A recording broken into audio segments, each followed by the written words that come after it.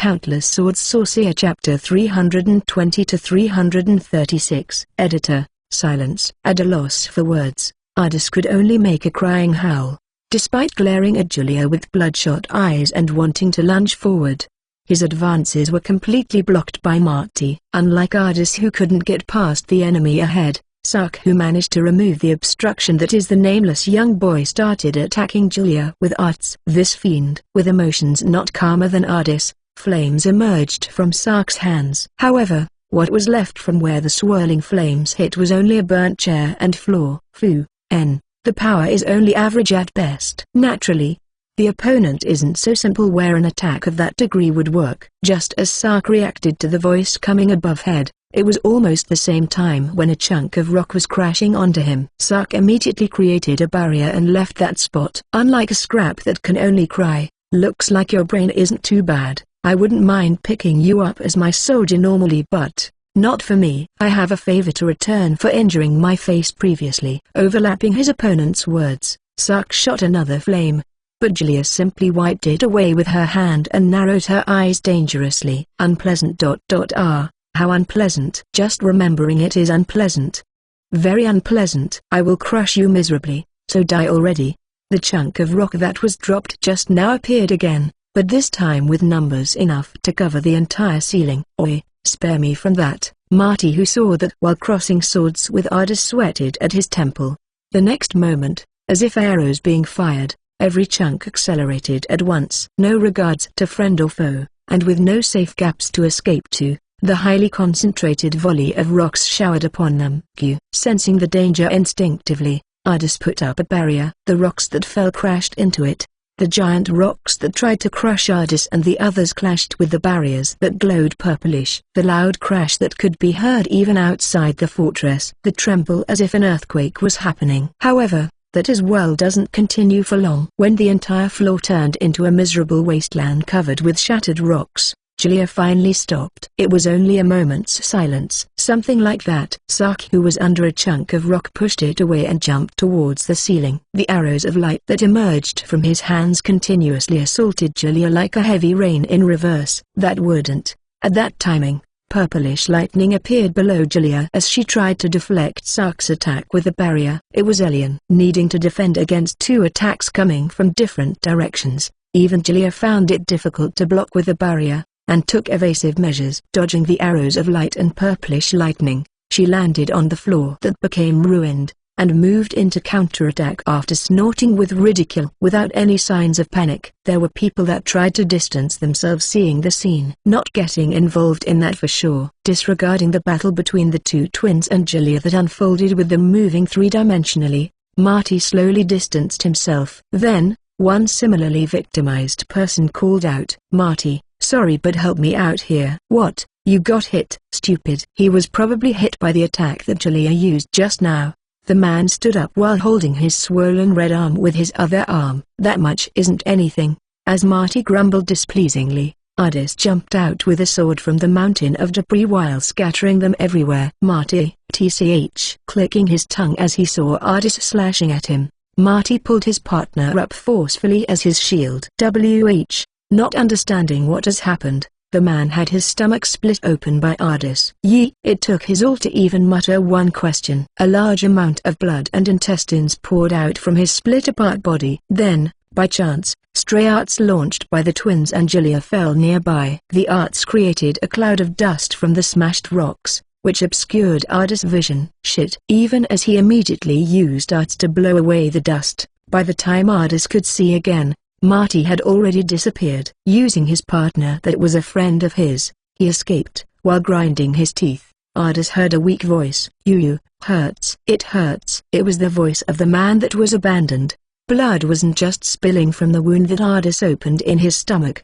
Probably having hit by stray arts, one of his arms and legs were bleeding too. Ardis immediately protected himself with a barrier, but the man had already received fatal damage and isn't in a state to do that. That is still not. The words he wanted to speak continued to swell up. "This much can't compare to the pain that Lucille experienced. This much can't possibly be the only karma that this man should receive." However, Ardis currently doesn't have much time to be dealing with him now. Ardis was about to swing his sword as he raised it up, but immediately reconsidered as it would be an action of showing mercy to him. After a cold and hateful gaze, Ardis left him there and headed for the perpetrator of everything. Even with the combos from the Genius Twins, they couldn't corner Julia. It was only at a level where both sides can just about fight on equal grounds. To break that balance, Ardis joined the battle. Ardis unleashed wind blades towards Julia, who was attacking Sarkandelian. "Don't be a bother." Easily dodging the wind blades that were supposed to be surprise attacks, Julia countered him, rapidly firing several flame bullets. While blocking a direct hit from the flame bullets, Ardis jumped in a straight line. "Only you are the only one that—" "How noisy of a person you are!" Flame bullets appeared in front of Julia. Despite how small they were individually, the number itself was not to be scoffed at, as all of them fired towards Ardis. Despite the high-density barrage that would crush Ardis's barrier, he redirected them away from himself and escaped the trajectory before heading in for another attempt. "Doing that to you, Reina and Kyo, who are those toys just now?" Julia made a confused expression at first but then made a ridiculing laugh. "Weaved from her mana, silver spheres manifested from her hand." "You bastard! How dare ...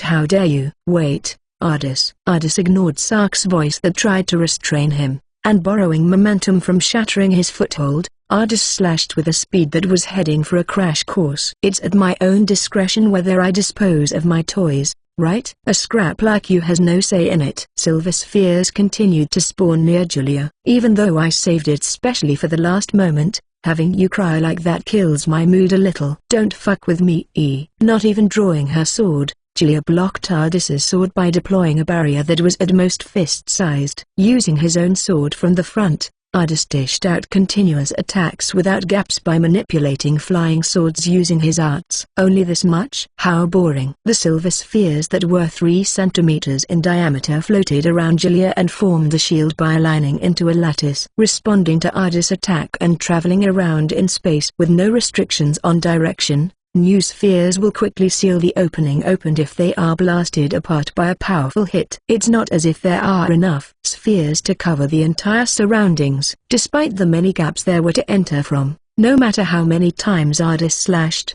or how many times his flying sword slashed, all of them were blocked. Julia manifested a dynamic and agile defense using the spheres that overpowered Ardis's number of flying swords. Not enough, although it was a technique solely designed for defense. But exactly because of that, it was very tough to break. With the number of flying swords that Ardis could control now, breaking through the gap would be difficult. For Ardis, ever since he had regained his ego, he was someone that had dedicated his life to fighting. By having that much experience, he could understand the difference in power between himself and his opponent. Although he doesn't want to admit it, Ardis knew instinctively that his flying swords wouldn't be able to break through Julia's defensive spheres. Then from the front, he didn't have enough hands, and the opponent was more skillful. The only choice for him was to force an attack that was enough to break through the enemy's defenses even for a moment. Slashing at the same time using his flying swords and charging in himself when the opponent gets distracted. However, his attack stopped after breaking through 2 layers of Julia's physical barrier. The hateful nemesis did not even budge at all from Ardis's attack. "I'm yawning already. The toys just now were still better."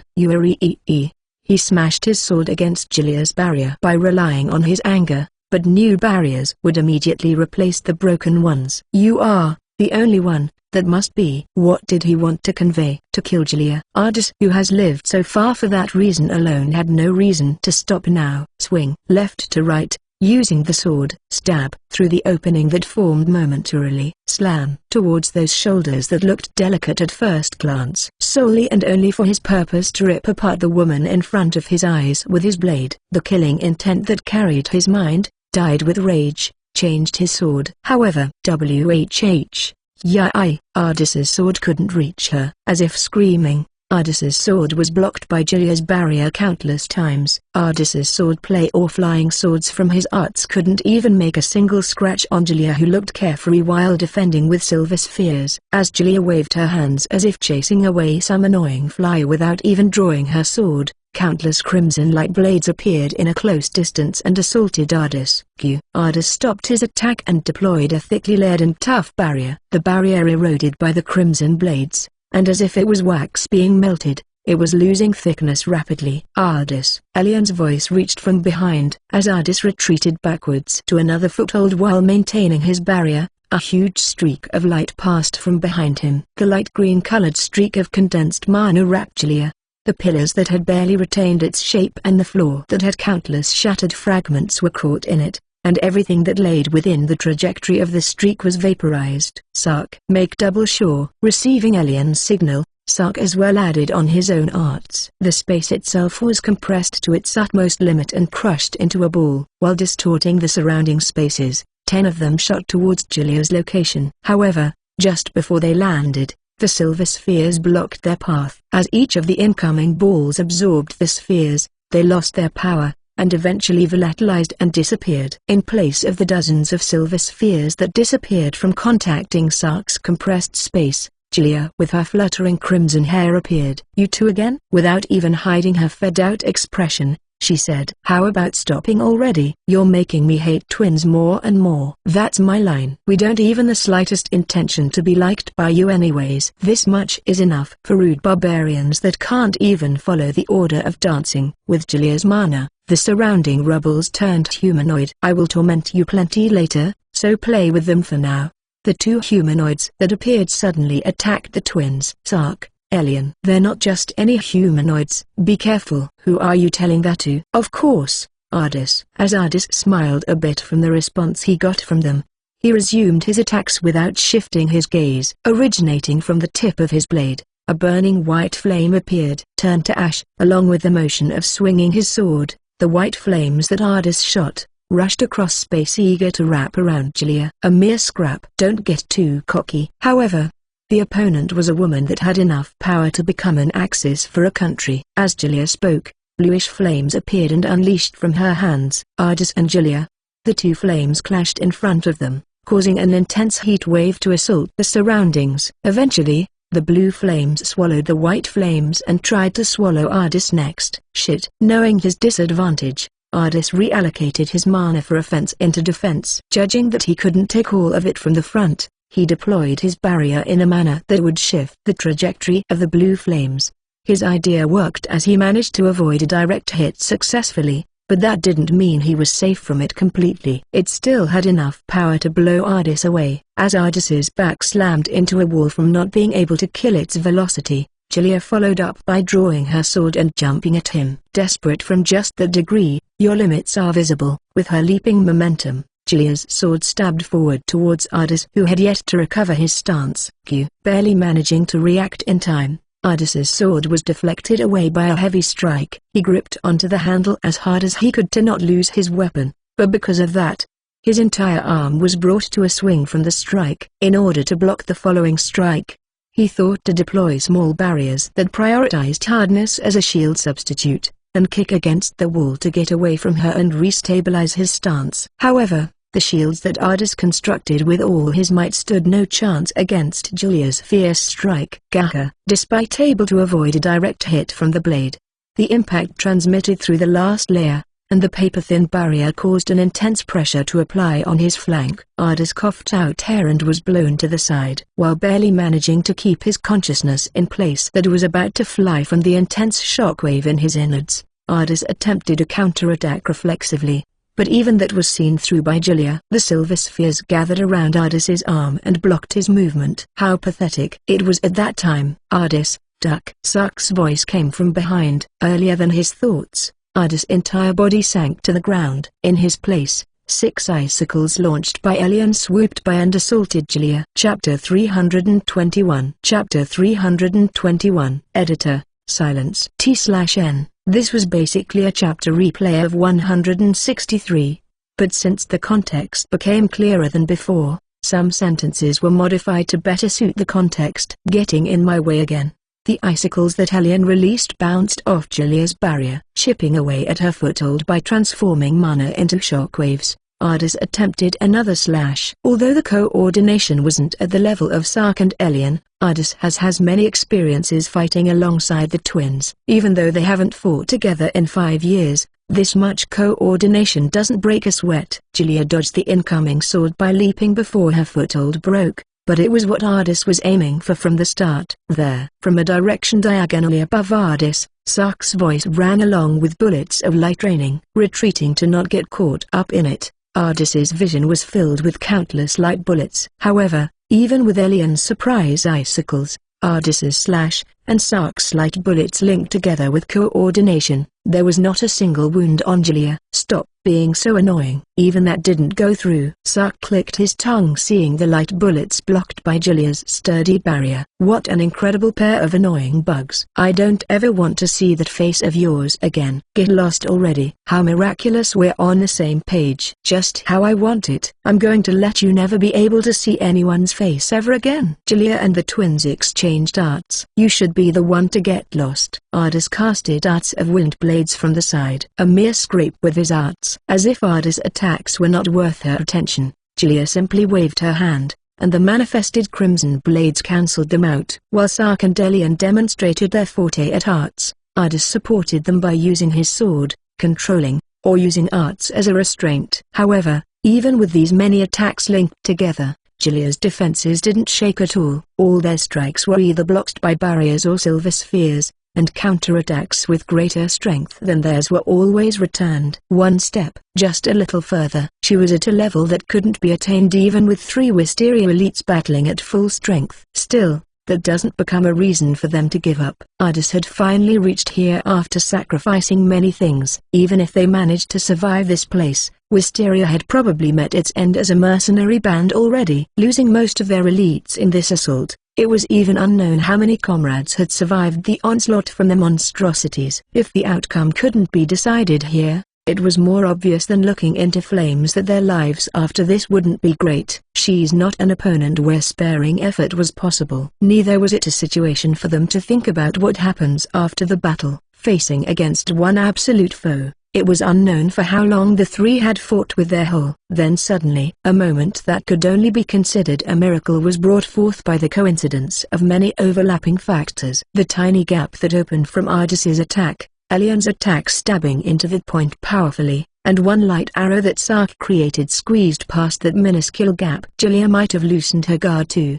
The unexpected coordination born coincidentally made it past the gap in Julia's defenses which would have never been possible. Grazing her cheeks slightly, tension suddenly appeared on her expression that had formerly looked like she were teasing her 3 opponents without breaking a sweat. The color of red that was even brighter than her hair trickled down her cheeks. WWH. Julia's voice trembled as she realized what had happened to her face after touching it with her fingers. You. Her lips moved slightly, as a barely audible voice could be heard. How dare you? Julia's expression turned into rage. Her ridiculing leeway expression disappeared, as she now directed a gaze filled with killing intent towards the 3. You dare? How dare you to do this to my face? Not just once, twice. Unforgivable, unforgivable, unforgivable. I will never forgive you even if you crawl on the ground and beg. Die here. Regret that you have become my enemy and slowly rot while you die. At that moment, Julia's mana suddenly swelled up. Ardis immediately retreated at the obvious precursor, but was still hit by Julia's shockwave. An impact so powerful that it felt like his entire body was being crushed through his barrier. Even though Ardis covered his head with one of his arms, her overwhelming power still couldn't be shielded against, and shook his brain mercilessly. Losing his consciousness momentarily, Ardis's vision covered in darkness. Ugh! How much time had passed since he lost consciousness? As Ardis reopened his eyes from being assaulted with pain, he immediately saw Elian nearby. Great! Are you awake, Ardis? Elian. Was I? You were out. Just for a little though. Ardis was told that it hadn't been long since he lost consciousness. Passing out in a fight where even a moment was fatal. It was too critical of a mistake for a mercenary. What about Sark? Asking while ashamed of his pathetic self, Elian replied with a short answer. He's holding that woman down. Hearing Elian's reply, Ardis shook his head and looked around. How far away was he blown away? At the fringe of his vision, he saw the guy offered as a shield turn into bits of flesh. Despite feeling a little regrettable about it, his existence soon disappeared from within Ardis. He found the figure of Sark and Julia fighting with their arts at a little distance away. Since Ardis and Elian both withdrew from the front line, Sark alone was now fighting Julia. Sorry, I didn't mean to be a baggage at all. The one that is going to be a baggage here is me. Following Elian's gaze and words that didn't fit him, Ardis swallowed his breath. You, that leg. Diced into pieces from knees down, Ardis lost his words when he saw Elian's right leg in such a miserable state where even his bones were visible. My luck ran out. Where I landed wasn't great. Shit. Ardis cursed to stop his heart that was on the verge of shattering. Ardis is the only hope we have now. I will use my secret ultimate on you, so stay put for a while. But Sark by himself, Sark can't hold for long. That's why it must be now. Elian appealed with a serious face, and after glancing at Sark that was still fighting on his own, Ardis accepted the deal. Got it. Make it quick. Even if it means taking each other out. That woman will never. Elian nodded wordlessly at Ardis's words and started constructing his spell. The effects of the spell weren't explained at all. However, Elian was a person with greater talent than Ardis. He's a person that has showed actual results without betraying expectations on many battlefields. Be it strength or personality, there was not a single reason why Ardis couldn't put his trust on him. It was arts that Elian chose to use even if it meant delaying help for Sark. Then the only thing left here was to fully trust Elian on it. Mana drew a wide circle around Ardis as the center, and small symbols that lied on its line while facing outwards started to unfold and glow. Ardis felt that it was on a scale grander than what he expected. Ardis, both Sark and I have always regretted it. At that timing, Elian suddenly started speaking. What is it? So sudden. The words that were calm and unfit of spoken in a place of battle caused Ardis to question back as he couldn't understand the intention. That time, when you went out by herself. It's not any of your fault. She chose to do it herself. While grinding his teeth at the bitter memories, Ardis denied Elian's words. Even so, we should have stopped you even if it meant doing it forcefully. At the very least, one of us could have tagged along with her. It was completely our fault. Saying that much, Elian closed his mouth. What should he say to Elian with the awkward atmosphere in between, or should he maintain silence? Not able to decide, in the end, Ardis didn't say anything. Meanwhile, the light and sound emitted by Julia and Sark's arts were rushing Ardis. Unable to be patient, Ardis broke the silence. How is the progress? Sark can't hold out any longer by himself. Constructing it and talking at the same time is not a problem. Rather, don't try to change the topic. As he said, Elian didn't stop the construction of his spell at all even while speaking. It's not something to talk about in this situation though. Yes, that's right. It's not something that should be brought up at the final battle.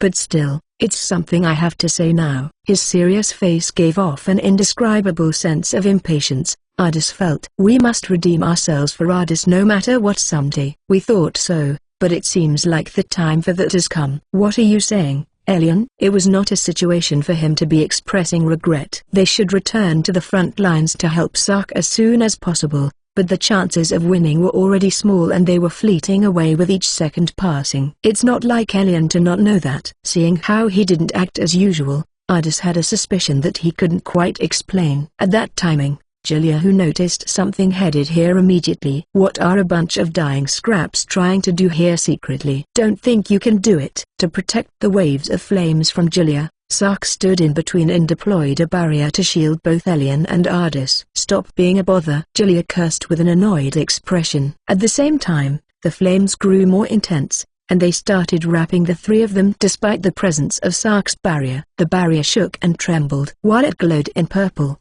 it started to slowly crumble. Hurry up, Elian. I can't hold on much longer. Ardis lost his words from the back figure of Sark, who rushed Elian. Sark. What Ardis saw was Sark, who had a huge chunk gouged out of his abdomen, fully dyed in red. It was not a light wound.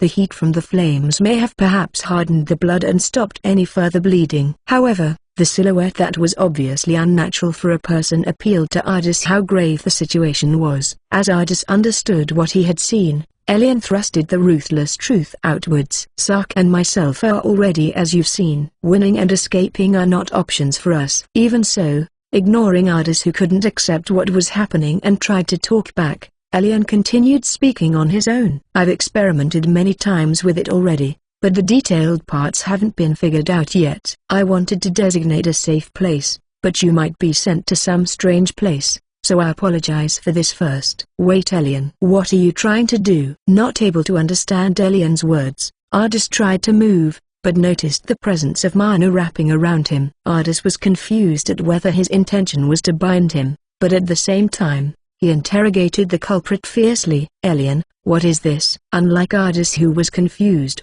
Elian had a calm expression. "Ardis, it's our loss today. The outcome hasn't been decided yet." "No, it's a loss. We've looked down on that woman. Although we thought we didn't, today's outcome can only mean that. That's why, it's our loss today." As if trying to entrust his will to a successor, Elian spoke to Ardis clearly, word for word. "Elian, what are you?" "But Ardis, us losing and that woman winning, something like that must never happen at all costs, right? There's no way we can waste the lives of our comrades taking us this far, right? Although I'm still reluctant to push all of this onto you, it's about time for Sark and me to step down from the stage. And seeing this much time has passed since we started fighting, no one has arrived here. So Grth and the others must have already." Unable to understand the terribly calm atmosphere that Elian had, what Ardis could do at that moment was to shake his head.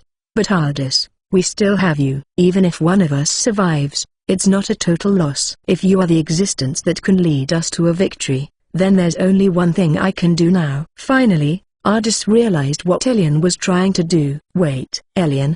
Don't tell me." The mana infused in the symbols surrounding Ardis swelled up. It was an obvious precursor that the activation of the art was close. The symbols that drew a circle started to glow dully, and mana started flowing inwards, towards Ardis, who was in the middle. From the outside, "Elian." "Sark." Unable to move, Ardis yelled from the bottom of his lungs. Responding to his words, Sark glanced backwards for a moment, before replying roughly, "Don't die out there, Ardis." Ardis's vision started to distort. The bleeding and eroding distortion slowly painted over Sark's and Elian's figure. With a soft smile, Elian spoke his last words, "Just besides Ardis." "That's why, Ardis." "For our portion too." Sooner than he could hear the end of that sentence, sound vanished from Ardis's world. Elian's face became distorted. The space itself became distorted. Even Sark's figure that stood in front to protect himself and Elian, even the clashing sound between Julia's flames and the barrier, all of them swirled in the silence and distanced away. Desperately moving his mouth,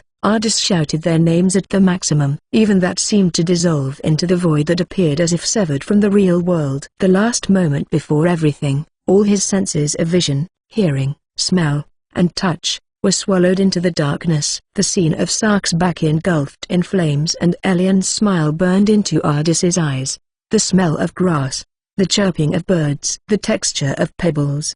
Awakening consciousness. Slowly, Ardis opened his eyes. Seeing the dimly lit earth with moss growing, Ardis realized that he was on the ground, collapsed. Outside. As he tried to wake his body with a blurred consciousness, he swallowed his breath. Sark, Elian. Even after looking everywhere, only the lush trees of the forest came into his eyes. Leaving aside any person around, not even a single building was in sight. Where is this? Unable to grasp the situation he was in, despite being stunned, Ardis nonetheless moved his vision to try to find some clues, and he felt a strange sense of obstruction from the equipment he was wearing. What is this? At the very least, he wasn't within Julia's castle where Ardis and the others stormed into. Could he be launched out of the castle from Elian's arts? Thinking like that, Ardis, who looked upwards at the sky without any intentions, suddenly widened his eyes. What is that? What he saw there wasn't a clear blue sky. Not the night, not dusk nor dawn. It was only a white sky that was too bright to look at. The luminance it had was distinct from the clouds, and the colors of the sky changed as if a board painted with colors on it was flipped around. The pale whiteness unfolded in the sky had no signs of gradation, and the way it switched into pure darkness instantly as if a boundary existed between two sides gave off a horrifying sensation for some reason. Seeing something that where he felt his common sense didn't apply at all, Ardis was terrified. Where is this? Chapter 321.5. Chapter 321.5. Summary until here. Editor, silence. This is an overview of what happened up until Volume 18. For those that have followed the releases, it is fine to skip this. It doesn't include content from the flashback arc. Ardis, who is a user of sword magic, is a mercenary that accepts various commissions to subjugate, escort, and conduct investigations depending on the compensation. While returning from a certain investigation commission, he found and took a pair of twin girls under his protection after the caravan they were part of was annihilated from bandits. However, twins in this world are discriminated as forbidden children. Then, for some reason, a woman with an unknown identity started upholding him as her lord, and when the four started to settle down living together, the territory lord in that area caught wind of Ardis having twins under his protection. Ardis and the others who were getting chased settled into a forest where dangerous demonic beings and beasts would appear, and they moved their active area to the capital, subjugating the three great demons that had been a thorn for the kingdom for a long time. Ardis gained reputation from participating in the coalition's defense battle. Eventually, Ardis, who reunited with his partner, a golden beast, joined the war between the kingdom and the empire, and that is where he obtained his second name of Countless Swords Sorcerer, having displayed his prowess as a one-man army. After the fight, due to various circumstances, Ardis became a sword instructor for the Duke's daughter, Minerva. The moment when he was taking down the bases of the enemy organization that assaulted Minerva, due to an unknown reason, Ardis was transported to his original world. Minerva and her bodyguard Moore were similarly thrown into the other world, but successfully returned with Rona. Ardis then took his revenge on the perpetrator of a Marquis by winning the martial arts tournament that was organized by the Marquis. The Marquis that had his reputation crushed believed the nonsense from a blind believing priest, and branded Ardis as an evil cultist before sorting an army to subjugate him. Ardis managed to defeat all that came, but because of the church manipulated the information, Ardis was forced to leave the capital after having lost his residence. Ardis and the others then headed north towards the Canobas mountain range in search of a haven, and arrived at an uncharted small village, located in a place where dangerous demonic beings would appear anywhere. Ardis, who decided to settle down at the village that didn't have any prejudice against twins, headed to the abode of Demon Beast King to expand the living territory of the village. After a battle, Ardis's strength was acknowledged by the Demon Beast King, and thus he succeeded in forming a new covenant. 2 years passed as Ardis and the others settled in the village. They came to know of a war nearing, from the merchant Michel, who arrived at the village out of schedule. When the atmosphere of war continued, Marquis Thoria of the Nagras kingdom rebelled. Most of the kingdom's army was allocated to confront the Elmania Empire army, who could only dispatch the little troops they still had within the capital to fight against the Thoria territorial army. At that opening, the Empire launched a surprise attack from the seas. Having close to no defense within the capital, it fell easily. When the Duke's daughter, Minerva, along with her bodyguard Moore, escaped with the other refugees, on the brink of death being surrounded by the pursuing army of the Empire, they were saved by Ardis, who arrived on time. Losing their place to stay, Minerva and the others, along with the refugees, had no other choice but to head north and seek shelter at a mining village. For the sake of feeding the overflowing refugees, Ardis visits the Lit Business Association in one of the coalition states, Reitan, and its president, Mariida, to strike a deal in selling the heavy iron ores. Ardis accepted the condition to be a bodyguard for Mariida and spectated her revenge for her parents while the town was under fire from the San Rogil monarchy army. Then, escaping from Reitan that didn't put up much of a fight, Ardis and the others headed towards the mining village Glock to take refuge.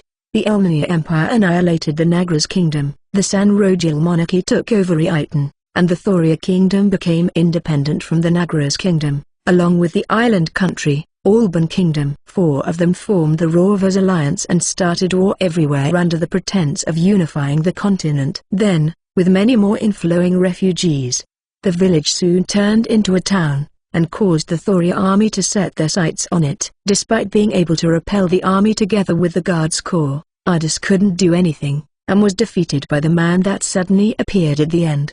The identity of the man was one of the mercenary comrades that stood with Ardis and fought together in his original world. Chapter 322. Chapter 322. Editor. Silence. Shizu. The first thing Ardis saw after waking up was Minerva with a worried face that overhung from the side. "Where is?" Ardis, who was knocked out by Victor, woke up and realized that he was in an unfamiliar room. The walls and ceiling were rather shabby, and the bed present certainly wasn't comfortable. The napping room inside the post immediately identifying where he was, Ardis let out a small sigh before relaxing. Is any part of your body painful? How are you feeling? Are you alright? Ardis smiled bitterly at the appearance of Minerva that rapid-fired questions. Even though he was beaten to the ground by Victor, he wasn't killed yet. Certainly, he was in pain, but this wasn't pain in the physical sense. It's not funny at all. Don't you know how worried I am? Misunderstanding the meaning of the bitter smile, Minerva's expression suddenly overturned as she raised her volume. After a while of awkwardness, as if embarrassed of her behavior,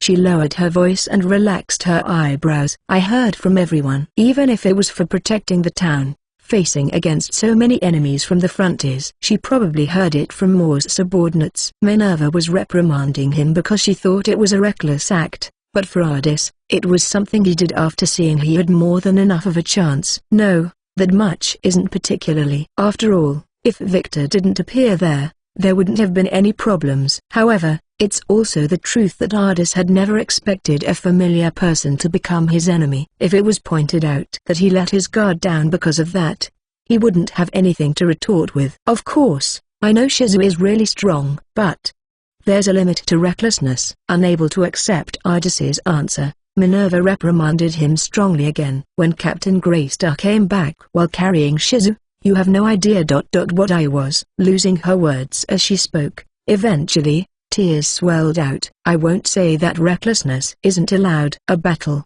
especially when it's a clash between armies, there's a need to push through with recklessness. However, seeing Shizu getting injured somewhere I don't know, I don't want that. For a mercenary that puts his life in fighting, getting injuries is as common as eating. However, that doesn't mean Ardis thought it was appropriate to let his admiring pupil suffer. As Ardis was wondering how he could soothe the girl that was at a sensitive age, suddenly, he heard words that made his head tilt. That's why, whenever Shizu is going to be reckless, I will be there too. Even with my inexperienced self, I can at least protect Shizu's back. Wait, that conclusion is strange. Rather than thinking about it, his retort came out first. Why? I don't intend to overestimate myself and say that I can fight alongside Shizu, but I take pride in my strength and can at least be of some use. No.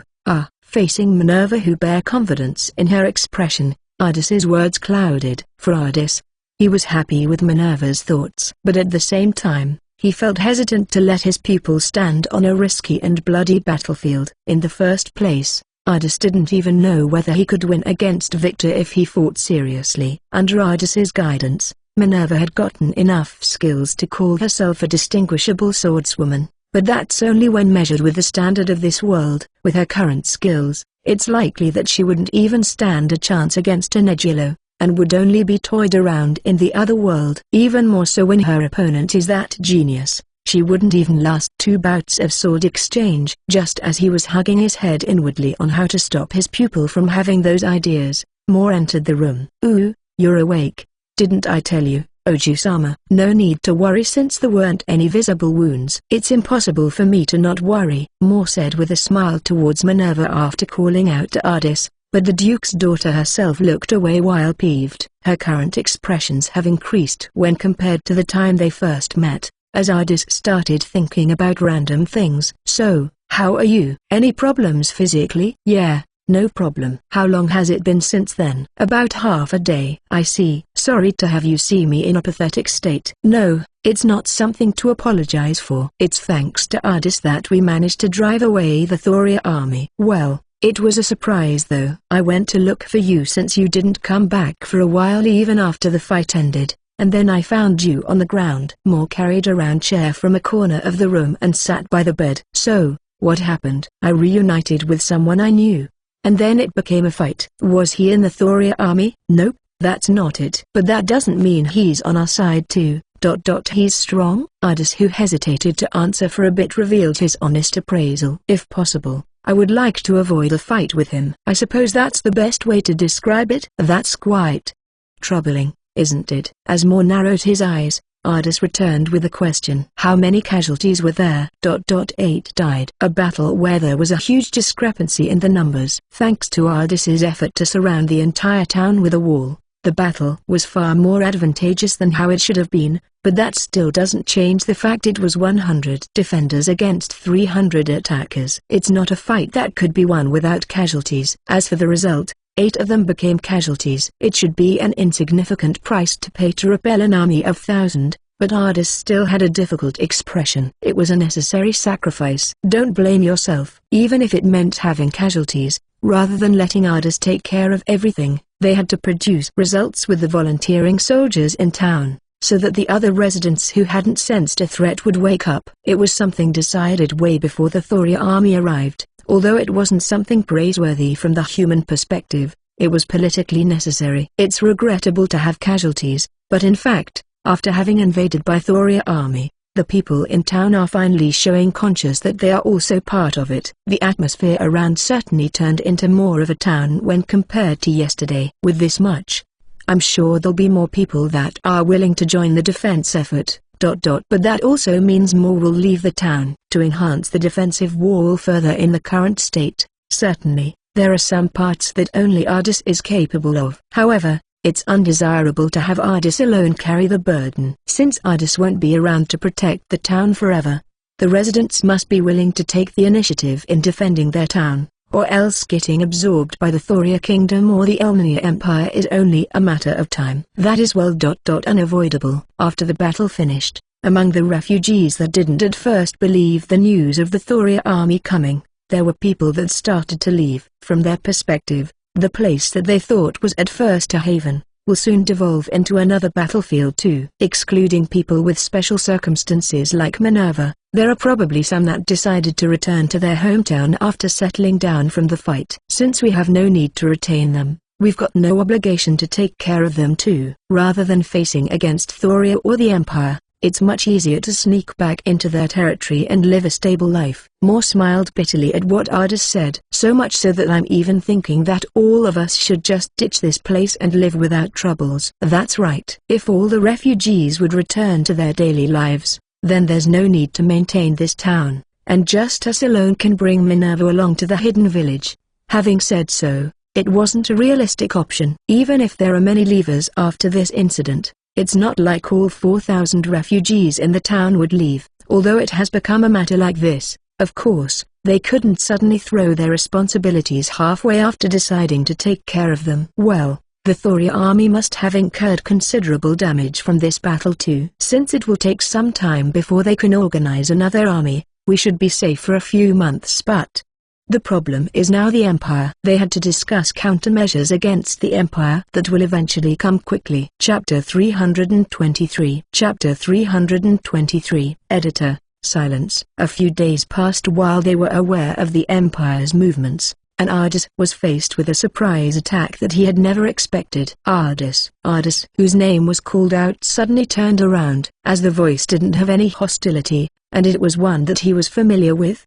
He was completely unguarded. 2 girls suddenly crashed into Ardis. Below the platinum blonde hairs were a pair of pupils in the color of bluish light green, looking at him. Philia, Rihanna. Why are you 2 here? Of course, it's because we're worried for Ardis. We heard that Ardis collapsed, Philia and Rihanna said at the same time towards Ardis, who had round eyes. Their expression was very serious. So, are you alright? Anywhere hurt? If you're awake, then you're fine. Anywhere pain? It looks like they heard the news about Ardis passing out after getting defeated by Victor. Although he didn't know who, he guessed that it was probably Moore or Mariida that contacted the hidden village. My body is fine. As you can see, no problems at all. To have them not worry, Ardis stretched both his arms outwards and smiled. After all, Ardis didn't get particularly hurt by Victor other than the fact he was struck unconscious. At most, there were only a few bruises. Rather, it was less painful when compared to what he felt from falling from the sky. Still, don't let Rona do all the work. As expected, it's harsh for him to let both of you ride on him too. What are you saying? Rona is in the hidden village though? Ardis totally thought they came here on Rona's back, so he voiced another possibility. Then did Nia bring you too? Nope, we came here just by ourselves. To Ardis, whose understanding didn't catch up at all, Rihanna sighed a little. Ardis, we're already 16 years old. I guess so. And it's been 4 years since we started using arts. Was it that long already? With 4 years of experience, We learned how to make footholds, and can also fly in the sky on our own. Really? Ardis, who didn't expect Rihanna's words at all, asked Philia for confirmation, but the response he got back was a smug smile. That's right. Looks like they really did come through the demonic realm on their own without Rona or Nia's help. Don't tell me you came without telling the others. We came with Nia's permission. Moreover, they already have Nia's permission, so, in other words, they have gained enough power that she judged that they can repel any demonic beings even in the sky. Ardis, we aren't little children anymore. We can decide on our own what to do. We must decide how to live our lives on our own. Didn't you say so previously, Ardis?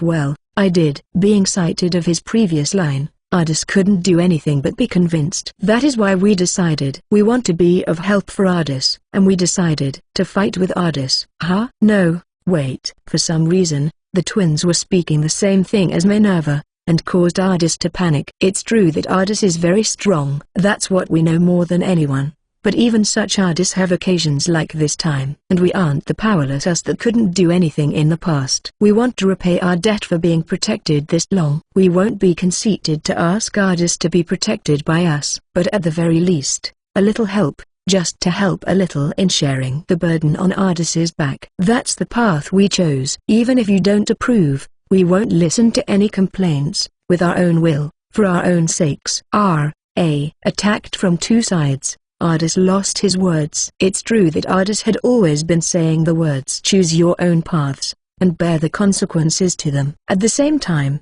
he recalled promising not to object no matter what they chose. If he was to deny their will here, it would be the same as denying his own words. If both were powerless, then he might have tried to convince them otherwise. However, they are both genius magicians labeled by Kyril, who was even called the Irregular in the Mariul's Academy. Even if he wanted to oppose their ideas, danger would be too weak of a reasoning, considering they have enough power to fight against the demonic beings that flies in the skies of the Kenobis mountain range. In the first place, it's unlikely to find anyone else more proficient as a magician than them. No, but mercenaries don't just fight against beasts or demonic beings. They must fight against other people too. I don't want to have you experience killing. Cursing his clumsy past self, Ardis, who identified himself as a guardian, voiced his difficult insistence. However, Ardis knows fully well that it was very selfish of him to say so. We didn't come here to kill people. We are here to protect Ardis. In the end,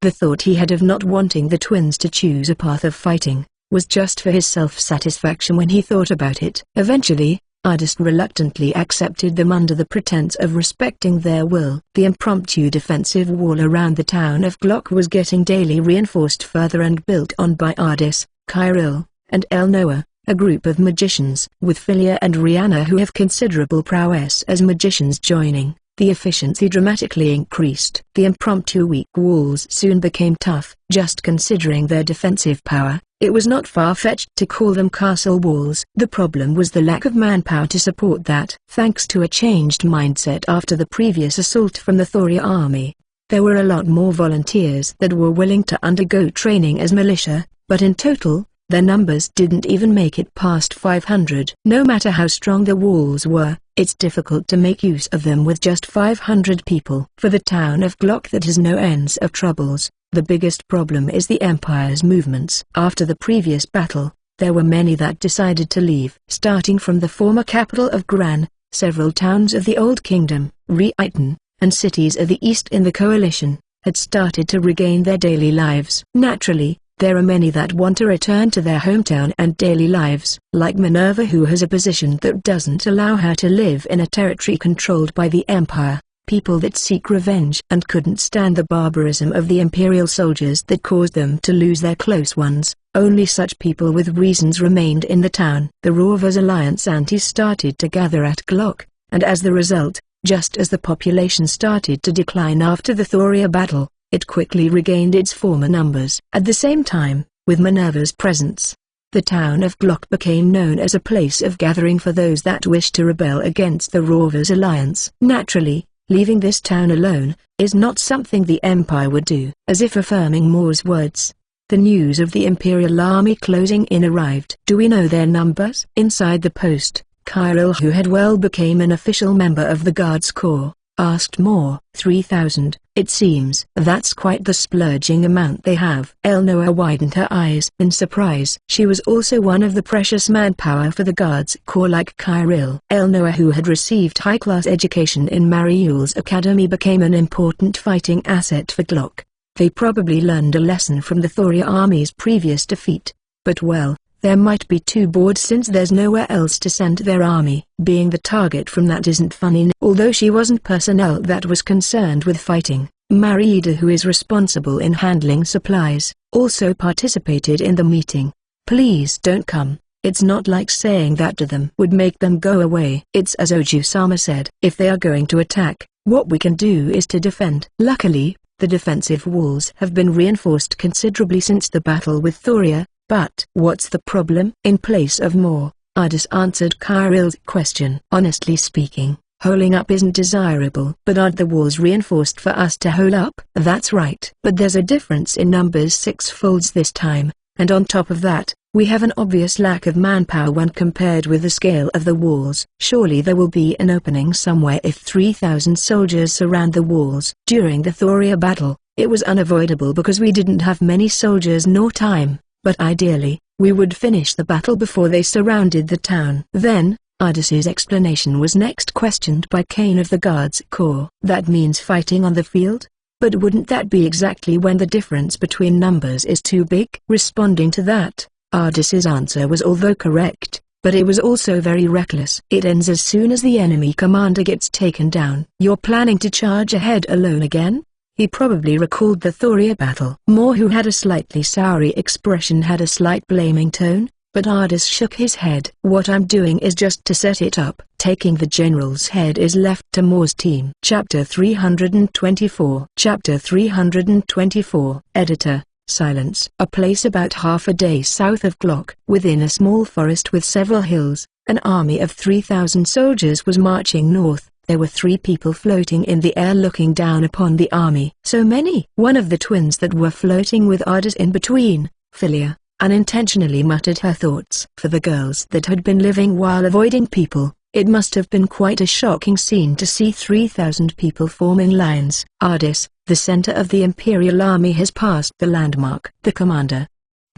As Rihanna said, the Elmanu Imperial Army stretched front and back had just passed through the tree that served as a landmark. Naturally, they couldn't see clearly from above, but by viewing the entire army as a whole organism, there was a part clearly standing out. From a glance, because the defense was particularly stricter, with soldiers wearing a different getup, there was no doubt the enemy commander was there. Let's begin. Philia, use ice, and Rihanna, earth.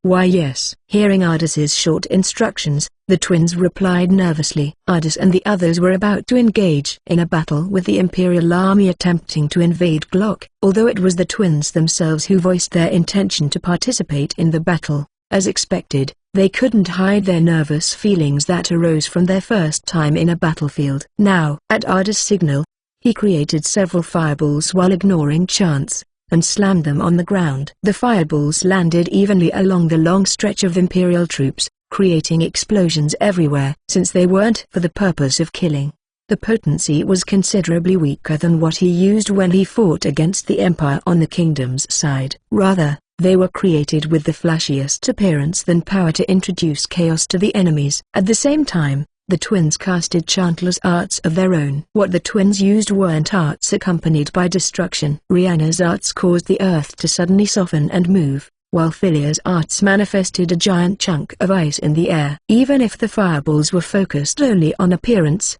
that didn't mean there weren't any casualties. Several casualties appeared with just one fireball, and many more soldiers suffered with burned wounds. After losing their balance from Rihanna's arts, as a result from the intense heat radiating, the chunk of ice that Philia created melted into water and created artificial rain. Although both were arts that used to make field work more efficient, depending on its usage, they were more than sufficient to stop a large army. With the soft aerated earth showered with rain, it absorbed the water rapidly, and the Imperial Army suddenly found themselves within a pool of mud. What? Enemy attack? Up there! There in the sky, amid the chaos, several sharp-eyed soldiers noticed their presence in the sky. Shoot them down. The soldiers around the commander quickly recovered from the chaos, and tried to shoot arrows towards the sky, naturally failing, as Ardis and the others were high enough for none of them to reach. The arrows fired upwards lost their momentum long before reaching the three and fell back to earth following a parabola. "It's about time." As if they were matching Ardis's mutter,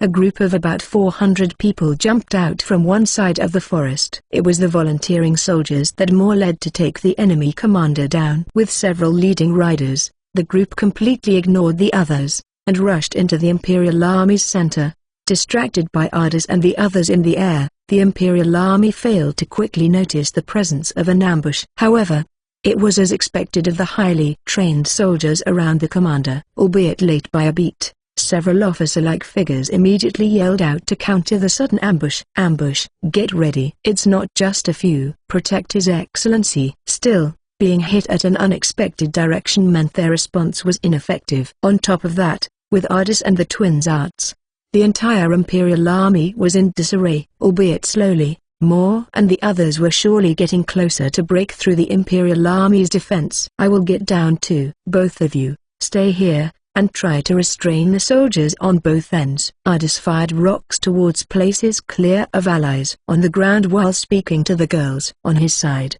"Don't ever put down your barriers. Even if it's a little thin, keep it up at all costs." Although they were floating at a distance where normal arrows wouldn't reach, it was still impossible to predict what can happen on a battlefield. Mixed within the army, there could be soldiers that can handle strong bows that normal people can't. Although caution was something Ardis has become natural with after living as a mercenary for long, the two girls hadn't had such conscience yet, since this is only their first battlefield. It's different from fighting beasts or demonic beings. There's no need to attack, especially just restraining them is more than enough. Ardis, who didn't want the twins to be burdened with battles like this, said those late words. As a result of his complicated feelings, he didn't allow the two to attack directly, but only allowed them to restrain the enemy soldiers. "Listen, you can't lower your altitude no matter what. Landing on the ground is forbidden." Leaving those words behind, Ardis dispelled the foothold he was on and surrendered himself to gravity. Ardis landed on the ground and regrouped with Moore and the others who were ripping into the central area of the army that was in utter chaos. "Minerva." "Here, Shizu." With Ardis's question, a response came immediately. Besides the twins, Minerva had also participated in the battle this time. Naturally, Ardis and Moore tried to object to the idea, but as the former Duke's daughter and the symbol of Rorva's alliance's resistance holding the succession rights to the Nagra's royal family, Minerva's existence had great influence. Her presence was what allowed them to be regarded as soldiers of the Rorva's alliance resistance rather than a self-defense force. Minerva leading the battle greatly increased the overall morale. "Losing my home country and my home, surely I still have at least this much use." But rather than the reason at the surface, there was another reason for her to come, as after hearing besides, with shackles like me around, Shizu surely can't be reckless like before, right? Ardis could find no words to rebut. In fact, in the previous Thoria battle, Ardis had become too careless and too arrogant that he ended up showing his pathetic side. Minerva's presence certainly would serve as shackles in the sense that her existence will make Ardis more cautious than ever in making his decisions. Either way, Ardis had no right to stop Minerva from participating. In the end, they gave in, and allowed her to participate with the condition that she will always be within the vision of either Moore or Ardis. "Where is Moore?" "Kane-san and the others are up ahead." It looks as though the bodyguards had rushed towards the enemy general as soon as Ardis arrived and swapped roles. "We're going after Moore." "Don't mind me, just focus ahead." "Yes." To ambush from the sides against the Imperial army that marched in long lines, and immediately retreat right after taking the enemy commander down. It was a strategy that Ardis and the others came up with to fight against enemies on the scale almost tenfold of theirs. The chances were more than enough. Even if the enemy had a force of 3,000, with their lines outstretching while marching, it would take considerable time for both ends to arrive to the middle for reinforcements. On top of that, due to the arts from the twins and Ardis from above, their movements were restricted. If it were a short period, it was possible to create an advantageous situation. All that's left after that is up to the performance of Moore and his subordinates. Ardis planned to strike the enemy commander if the situation looked iffy, but with how it was going so far, it looked as though there was no need for that. Rather than aggressively defeating the enemy, Ardis stayed behind and surveyed the situation. while occasionally sending his flying swords to support his allies wherever it was disadvantageous. Any that fell behind? There isn't any, right? Checking his back to confirm that everyone followed up, Ardis fired a few arts to the enemies intermittently to catch their attention. Although the strategy this time naturally included victory, it was still an important aspect to keep ally losses to the minimum. Unlike the enemy, replacing people wasn't very easy for Ardis and the others who have limited human resources. That purple hair, she's one of the royalty remains. Get her. That's a special merit. Amidst that, suddenly, enemies flocked over to Minerva. Looks like even within the Imperial Army, Minerva had already become quite the popular figure. TCH, where's their royalty here? While clicking his tongue from the spread of incorrect information that wasn't particularly desirable, Ardis summoned several more swords across the gate to support Minerva. At that time, several streaks of thunder suddenly fell from above. The few that tried to go for Minerva were struck by lightning and screamed. There were a lot of enemy soldiers who screamed before collapsing after taking a direct hit. Those girls, understanding the origin of the lightning that aimed only at the Imperial soldiers immediately, Ardis looked up at the figure of the twins floating in the sky. While feeling a little regretful, Ardis changed his mindset, as being overly sentimental on a battlefield is forbidden. This is a battlefield. A battlefield. Saying so to himself, Ardis cut down more enemy soldiers that tried to flock over to Minerva with his flying swords. Chapter 325. Chapter 325. Editor, silence. Looking down at the Imperial soldiers that stopped moving because of her own lightning bolts, Rihanna fought against the trembling that originated from the core of her body. Until now, there were many beasts and demonic beings she had taken down to get food or protect herself. It was not the first time she fought a person either. She recalled using some clumsy attacks on the Inquisition soldiers that marched into the Corsair's forest. However, this was the first time that she took someone's life. The clearly charred and unmoving corpse she saw with her magically enhanced eyesight was stabbing at her.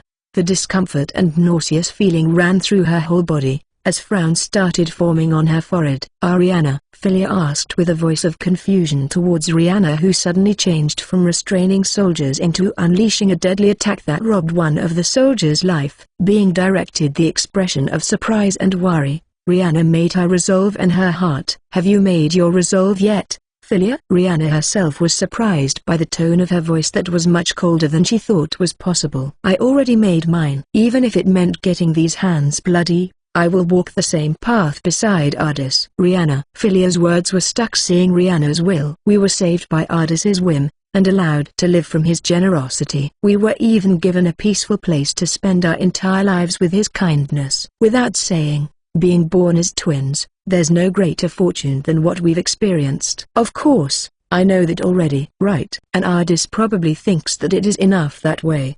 I'm sure Ardis wants us to live in peace in that village. After all, he would finally be released from his shackles, that is us. That was something they felt very happy about. But at the same time, it was also very sad. Ardis will definitely leave us behind. After all, there's no reason for him to be looking after us after knowing we can protect ourselves. For Ardis, that's probably what he hoped for. However, at the very least, it was a future far from Rihanna's ideal. That's why Rihanna asked a question where she clearly already knew the answer. Philia, are you fine with that? Something like that. Even without words, her expression told everything. At Rihanna's question, her expression of enduring something while biting her lips clearly indicated her denial. There's no way it's fine, right? Isn't this the reason we came out from the village? Isn't this why Nier taught us how to fight against people, to protect them? Ardis had even made an enemy out of the Empire, Church, and even Thoria. Rihanna didn't want to simply take lives, but if she can't be resolved enough to even do that towards her enemies, then they will only be obstructing Ardis. To be of help for him, at the very least, they must have the bare minimum resolve and power to kill their enemies. That's why, while in the hidden village cut off from the rest of the world, Rihanna learned and practiced fighting people from Nier. She never did convey her ideas to Philia, but she was sure that Philia had the same thoughts. I knew it. Rihanna was thinking so too. With an expression as if she were confessing to a crime, Philia stated the obvious. Of course. How long have we been together? Just this much. I know it as well as I know myself. In the past, They both thought they were two people as one with each other. Two existences where separation was unthinkable. The other half of themselves, although they eventually acknowledged that the other person is not themselves after growing up. Rihanna has pride that she can understand Philia better than any other person and the confidence that the same works in the other way. I want to continue standing beside Ardis. But if we can't even stand on this battlefield, we won't have the rights to even do that. At this rate, that girl called Minerva might just take our places. Is Philia fine with that? Something like that. No way. Definitely not. As the name of the girl who had threatened their own places was mentioned, Philia was obviously riled up. Seeing her reaction, Rihanna was reassured. She began speaking in a calm tone after making an expression towards Philia that was closer to a bitter smile, as if she was reporting a failed prank. Say, the other half of myself. I love you very much. Almost as much as Ardis. That's why, I'm giving you a chance. Changing into a serious expression, Rihanna tried to pull Philia to her side with her words. I won't give my spot beside Ardis to anyone. That's why, the only free spot is on his other side. If Philia wishes to stand on that side, and doesn't want to let it up either, show your resolve here. Even while the chaotic battle continued to happen below them, a cloud of silence overpowered the space between them. Occasionally, magic arrows would hit the barrier they deployed below their feet and dissipate from the impact. After a short period of silence, Philia opened her mouth. Beside Ardis, is my spot. Rihanna was happy at Philia's resolve-filled answer. The reassurance as if having 100,000 allies flooded over as she felt a reaffirmation of how she is herself. In this battle, we will show our worth to be able to stand beside Ardis. Isn't that right? Yes. Ardis probably won't be happy with this. But if we can't do this, I'm sure Ardis won't take us to another battlefield. After this, there's a need for us to display our own strength, for Ardis to see us above anyone. Philia's expression was void of hesitation. Now that both their aims were made concrete, Rihanna had nothing to fear. Leave Ardis's left side to me. Rihanna, his right side please. All right. Catching the figure of their beloved person running through a group of enemies, Rihanna once again casted the lightning arts towards his right side where the enemy soldiers were approaching.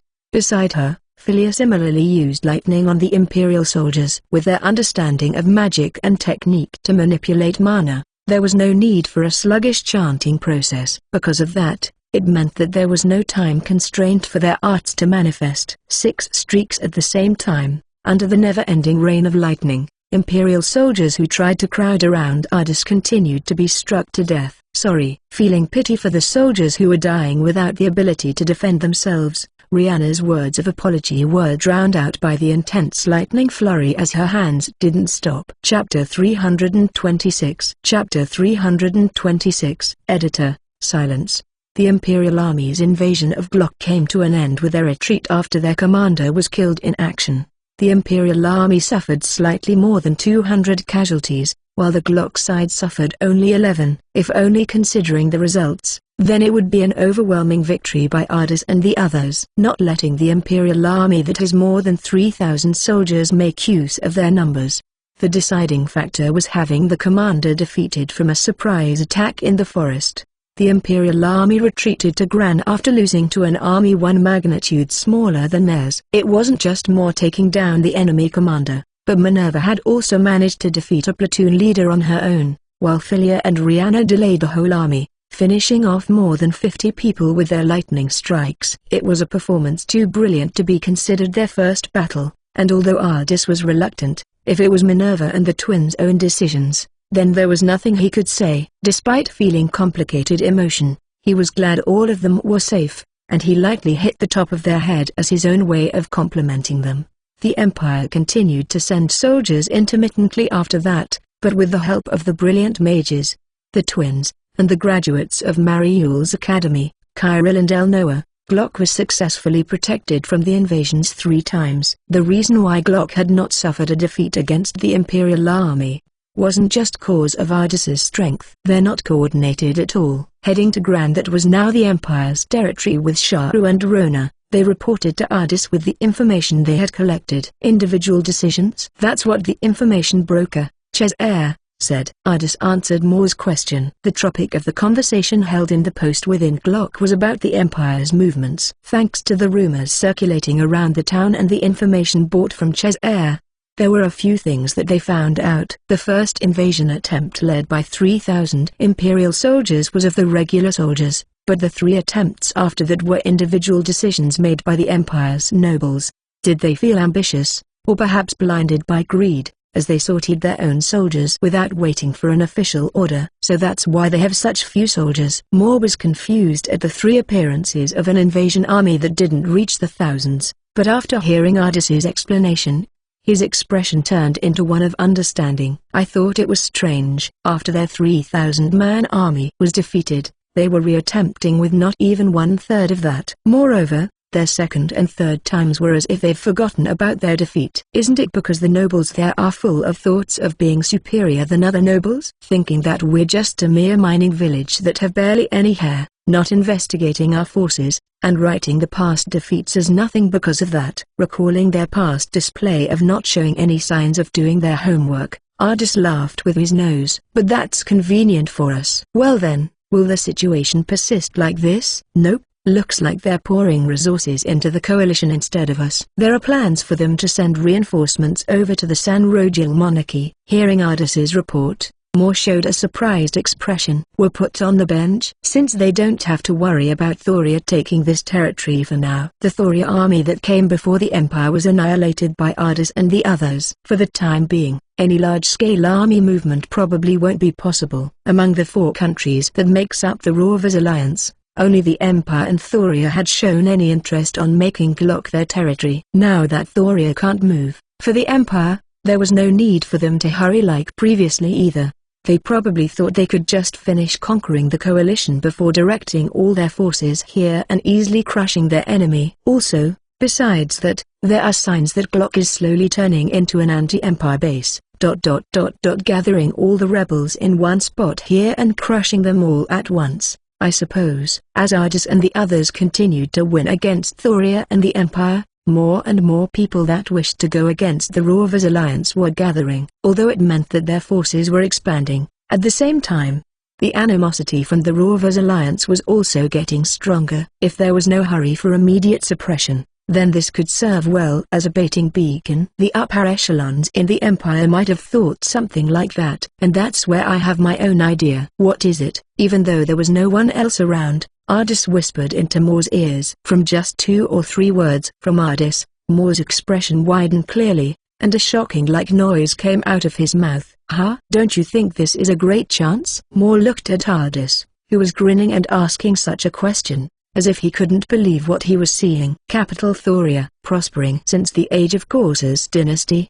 After its collapse, it was a port town that had been annexed under the Nagras kingdom. Taking advantage of the Elmania Empire's invasion into Nagras kingdom, they became independent and became the capital of Thoria kingdom, continuing to be a major town that serves as the checkpoint town of the North-South Highway in the eastern part of the continent, and above all, its role as a trading center is ever more prominent. The first King Frederick that ruled this land, his heavy and dull body with excess fat sat on a luxurious-looking chair in his office, as he made a displeased expression listening to the report from his vassal. You're saying that we don't have enough soldiers? Yes, sir. Even after the new conscription and reorganization, we've only managed to amass 600 soldiers. It will take some time before we recover to the point we were at before. Currently, half of our forces are inexperienced soldiers that are still undergoing training. A sortie again would be, then just go gather some mercenaries. About that.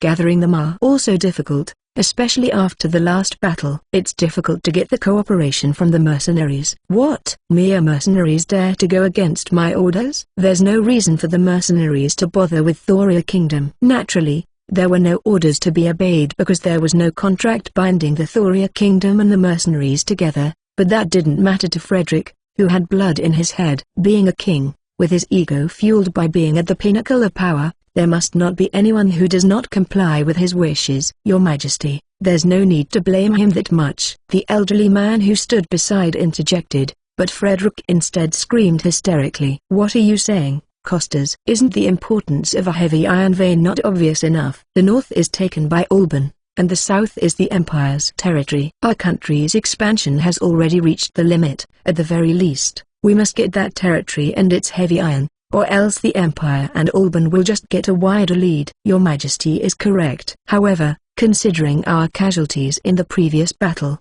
it can't be helped that we will need time before we can reorganize enough force. Luckily, the Empire has focused their efforts into helping the monarchy in the west instead. There's no need to worry that the Empire will make a move on that territory for the time being. Hearing what Costas said, Frederick regained some calm, but his impatience wasn't hidden in his question. But that doesn't last long either. How long will it take for them to finish cleaning up the west? Soonest in 6 months, and latest in 2 years, I suppose. 2 years.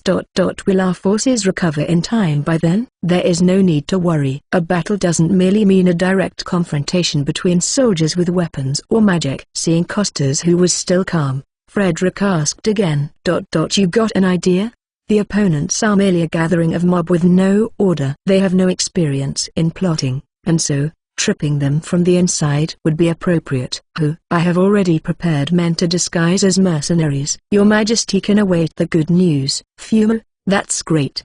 As Frederick was about to continue speaking after nodding satisfactorily at Costas's response, a message arrived in the office. Your Majesty, it's an emergency. What? So noisy. A breathless messenger soldier knelt immediately after entering the office with his face on the ground. Our country was just declared war to. The enemies are currently invading us from the highway near the castle. The Drew's company is currently locked in a battle with them. Huh? Was it Frederick that made a stupefied noise? Or was it Costas? It was almost the exact same time that both regained themselves from their stunned figures. War declaration? To our country? Following the sudden revelation, Costas questioned the messenger soldier. Where are they attacking from? Currently, the Thoria Kingdom territory is surrounded by members of the Rovers Alliance. There is no country nearby that can declare war on them, including the Alban Kingdom in the north and the Elmania Empire in the south.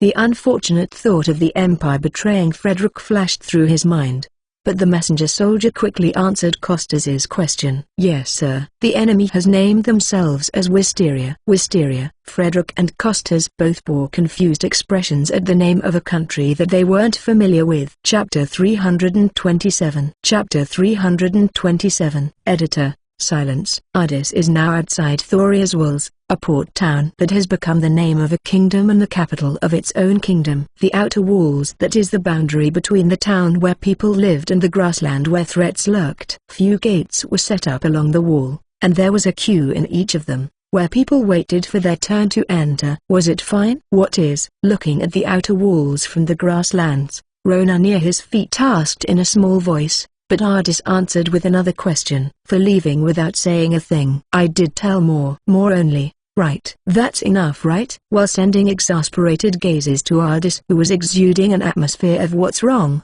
Rona sighed and muttered.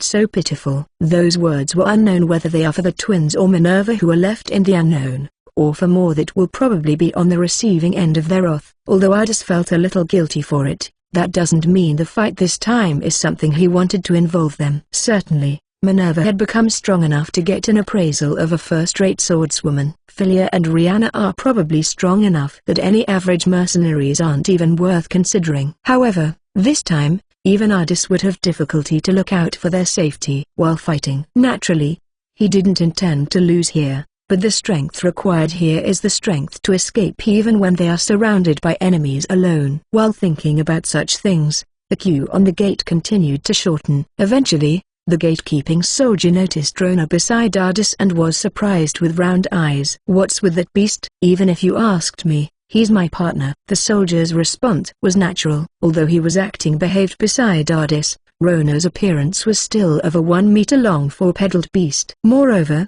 he looked nothing but a carnivorous beast. Can't be helped if he's being on guard. In fact, while lining up, people near Ardis had an inexplicable atmosphere. This is the normal reaction. Rather, it's the people in the hidden village or block that's abnormal for getting so familiar with Rona's appearance. Is he under your control? Don't treat him like any normal beast. This guy won't be hurting anyone if there's no need. There's no way he would show his fangs unless for a clear enemy. The soldier had a suspicious look hearing Ardis's answer.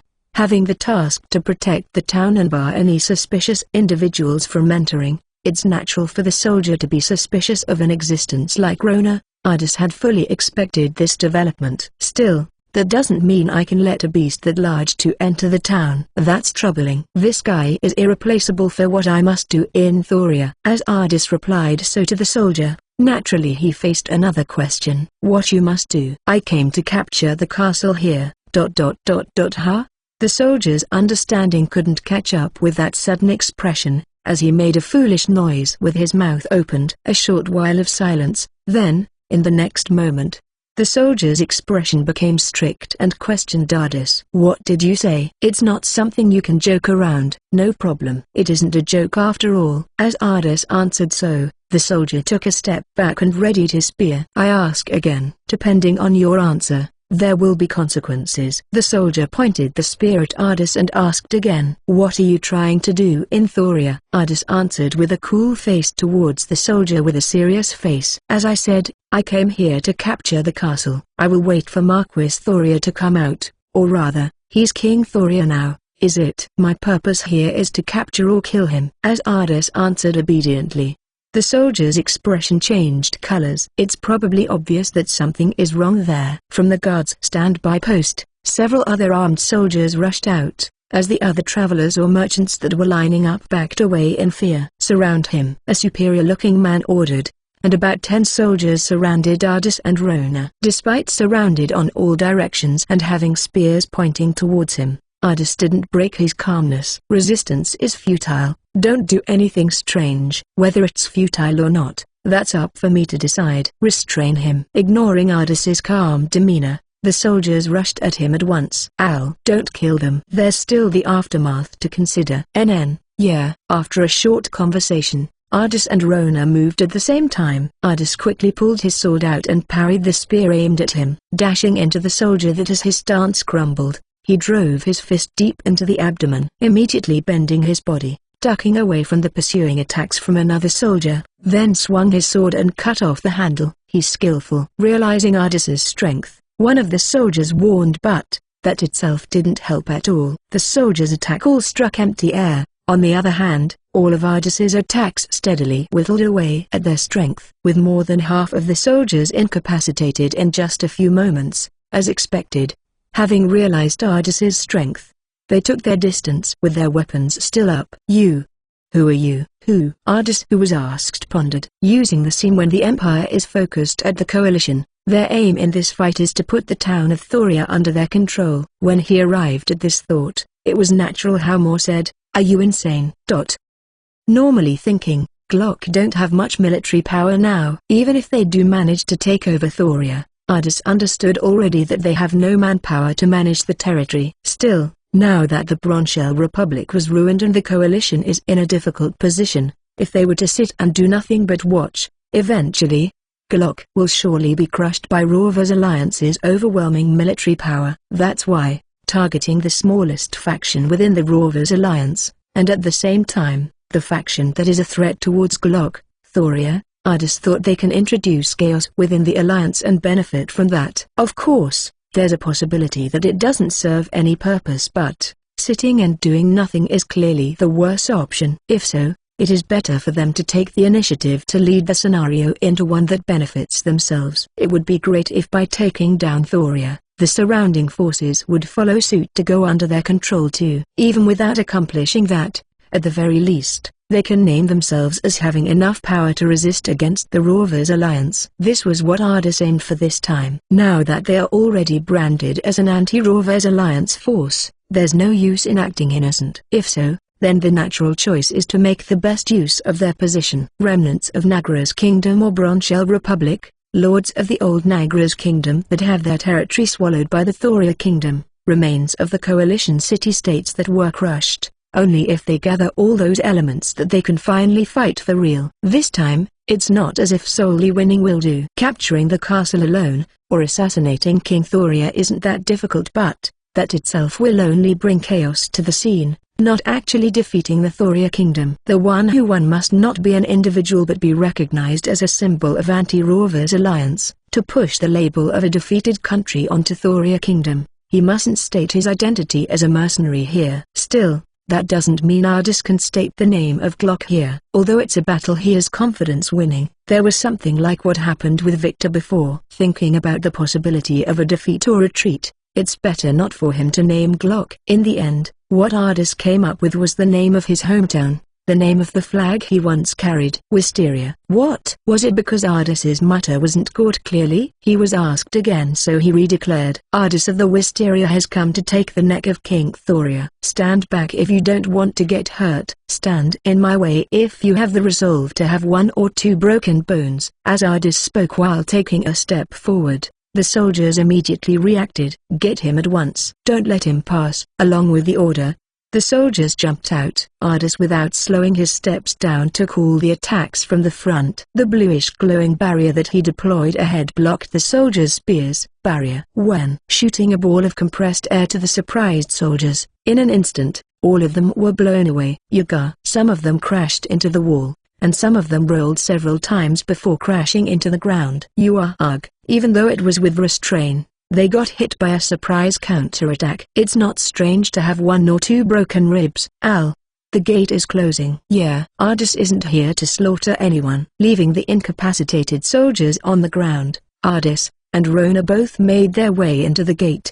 The soldiers were trying to close the gates in a panic. However, Ardis used earth arts on the moving parts of the gates, and successfully stuck the gates from moving. Then, after incapacitating the soldiers who were desperately trying to pull the stuck gates similarly with compressed air, Ardis and Rona passed by the door casually. Back up. We need backup. Don't let them pass. In front of Ardis and Rona, who walked without dropping pace, more and more armed soldiers appeared. Say, why don't we just fly to the castle already? Then we're not doing the flaunting part, right? So troublesome. Despite complaining about it, Rona still walked alongside Ardis. Despite the gathering soldiers' attempts to stop the intruder, all of them were kicked away in one attack, as the two continued their casual strides. Contrary to Ardis and Rona, who were walking as if they were taking a tour, the Thoria soldiers were starting to lose their cool. Naturally, Ardis had not laid a hand on anyone other than the Thoria soldiers. All he did basically was pulverizing the enemy's weapon with his sword,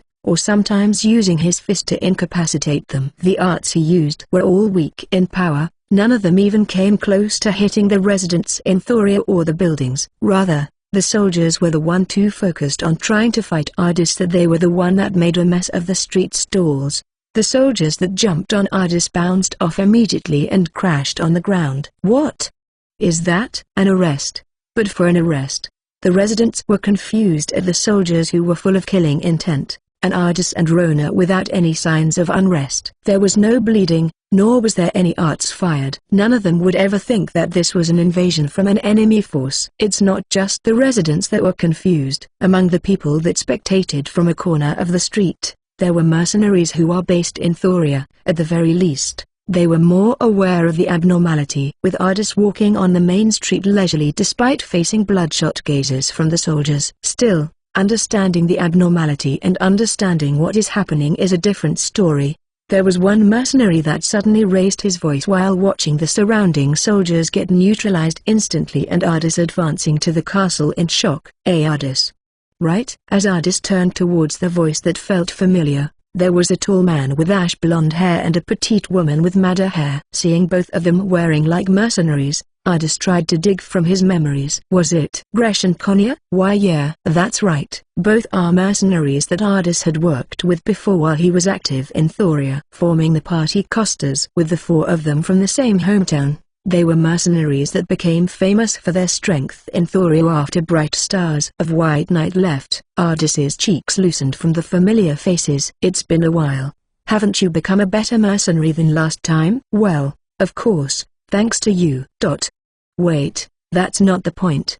Gresh was carried by the calm atmosphere, but he suddenly regained himself and yelled out. What is happening here? What is Ardis doing? What? You asked. Well, it's as you can see. It's because I can't see that I'm asking. Really? Ardis looked around, and he was met with the same confused expression everywhere. Looks like the battle was too unheated that no one there understood that was an actual battle. Since Ardis had no reason to hide, he answered honestly. Well, I have some reason, so I thought I should capture the castle here. Contrary to how he said it as if he's off to grab a meal since he's hungry, What he said not peaceful at all. Huh? Not able to process the information he heard, Gresh was first struck with confusion, but then looked at Ardis with a gaze doubting his sanity. "See you, I must go, I'm in the middle of a mission after all." As Ardis took a step forward from the other spectators that were as confused as Gresh, Ardis recalled something and turned around. "Oh, right. If any of you intends to stand against me on King Thoria's side,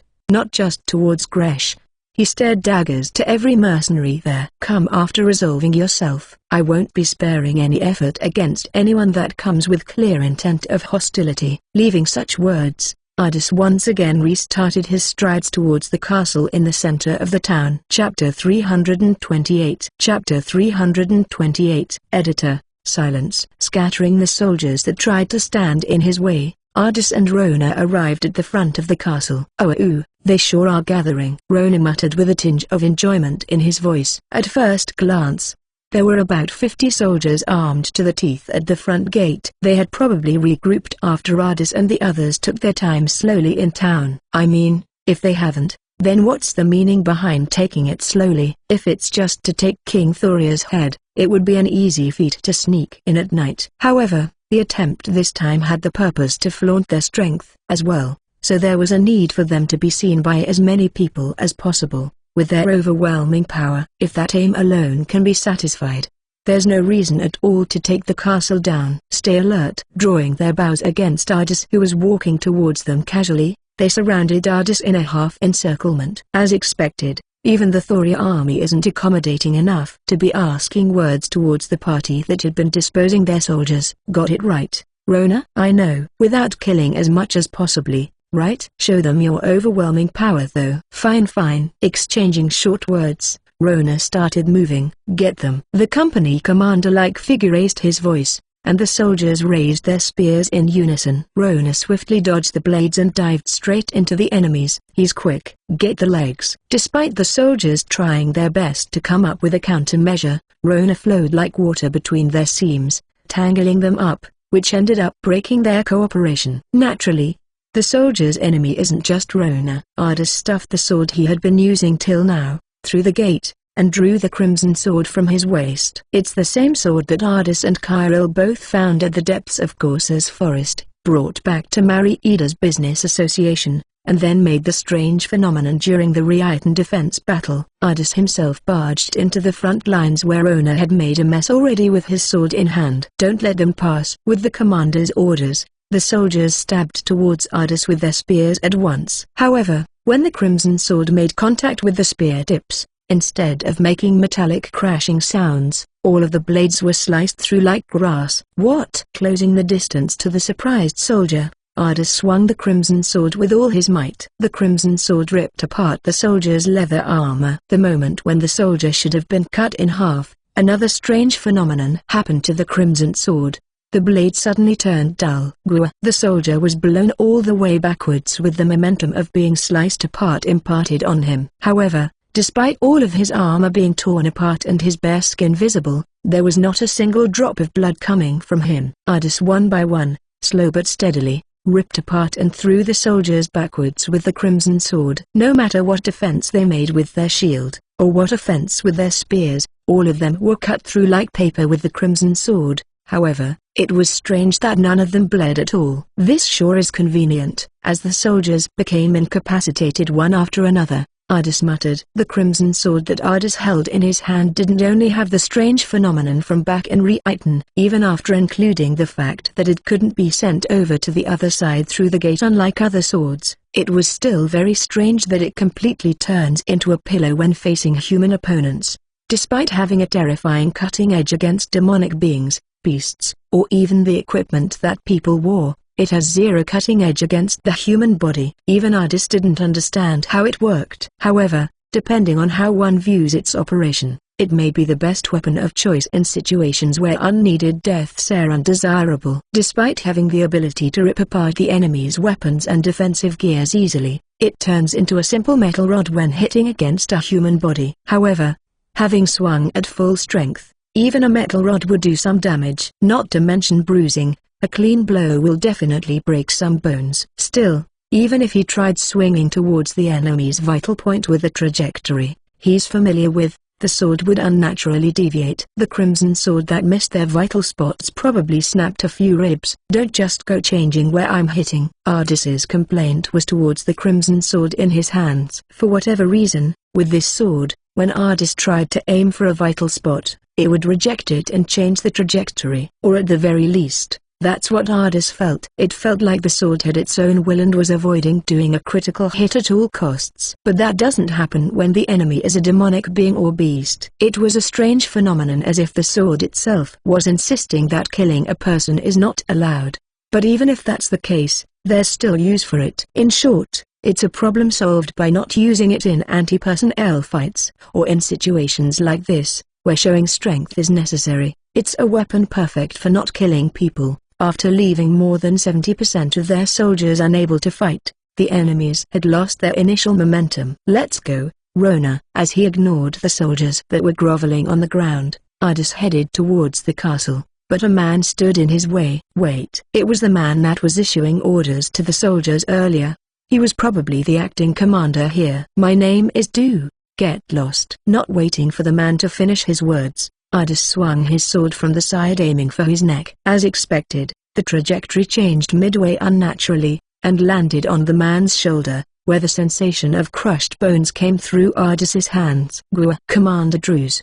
The surrounding subordinates rushed to the man who was blown back from the hit. While spectating them from the side, Ardis stopped at the front of the castle, and created a fireball above him. Make the show big. Yeah, definitely. The biggest. Replying to Rona, who said so with an enjoyable expression, Ardis enlarged the size of the fireball. As the size continued to grow, it swayed and moved upwards, and eventually, it grew to the height of the castle gates. Its appearance was definitely something that could be seen from the entirety of Thoria. Having the looks does not imply having the power, but for the average person who cannot use arts, it is the most obvious way for them to understand. Get lost from the gates if you don't want to die. As the warning came to the soldiers, they knew they couldn't stand up to that, and everyone escaped. Confirming that, Ardis let loose the fireball towards the castle gate. As the overwhelming pressure of the giant fireball fell, it crashed into the castle gate from above.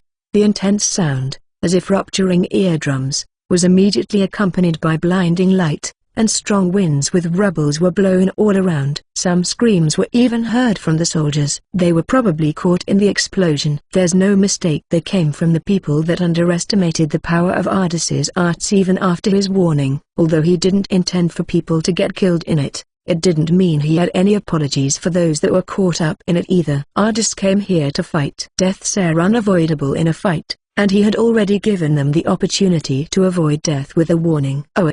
There they are, even more than the ones outside the gate. Those outside the gates were probably buying time at most. The gates grumbled along a huge chunk of wall on both sides, becoming a mountain of rubble. As gaps formed between the piled-up rubble, it was possible to see fully armed soldiers forming lines all the way from the gate to the porch. Spearmen 120, bowmen 50, and then the remaining 10 looked like magicians. Lesser than expected? Well, they probably only had this. It wasn't long since Ardis declared hostility against the castle from outside the walls. Given the effort required to gather all forces in Thoria in such a short period of time, as well as the losses in their army from the march to Glock, it was a reasonable number. It would be easier to assert dominance if there were more of them, but to make it up, just show them the difference, right? Yeah. That's right. Ardis chatted with Rona idly as they climbed the mountain of rubble and stepped inside the walls. Contrary to the two's atmosphere, the almost 200 soldiers within the castle grounds were gripping their weapon with a tense face. Release. At the same time both their figures became visible inside.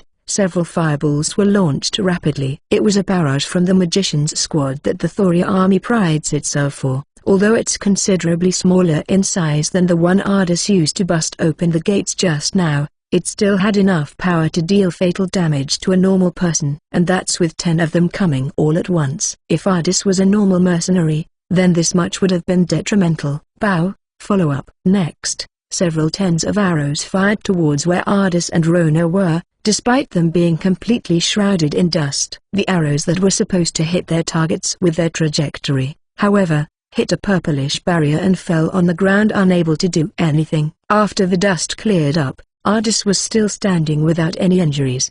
The impossible scenery made the soldiers sweat coldly. "Is that everything?" Ardis asked provocatively. "Fire! Fire!" The commander woke up the soldiers from fear with his voice. The magicians regained themselves and started chanting again, and the bowmen started drawing their second and third arrow. On the contrary, Ardis just stood on the receiving end without doing anything. "Can't we get them back?" "Let them shoot as much as they like. Then tell me when it's over." Rona said so, before curling up and shutting his eyes. His attitude was saying he's taking a nap, but all the attacks that aimed towards Rona were repelled by the magic barrier that Ardis had put up. Even though they were the ones who kept attacking, it was the Thoria soldiers who eventually became tired. A magician's mana supply is limited, and bowmen have a physical limit to the number of arrows they can stock. First, the magical attacks stopped, and then, as the arrows were almost used up, Rona's ears moved slightly and he reopened his eyes. "Almost?" "Yeah.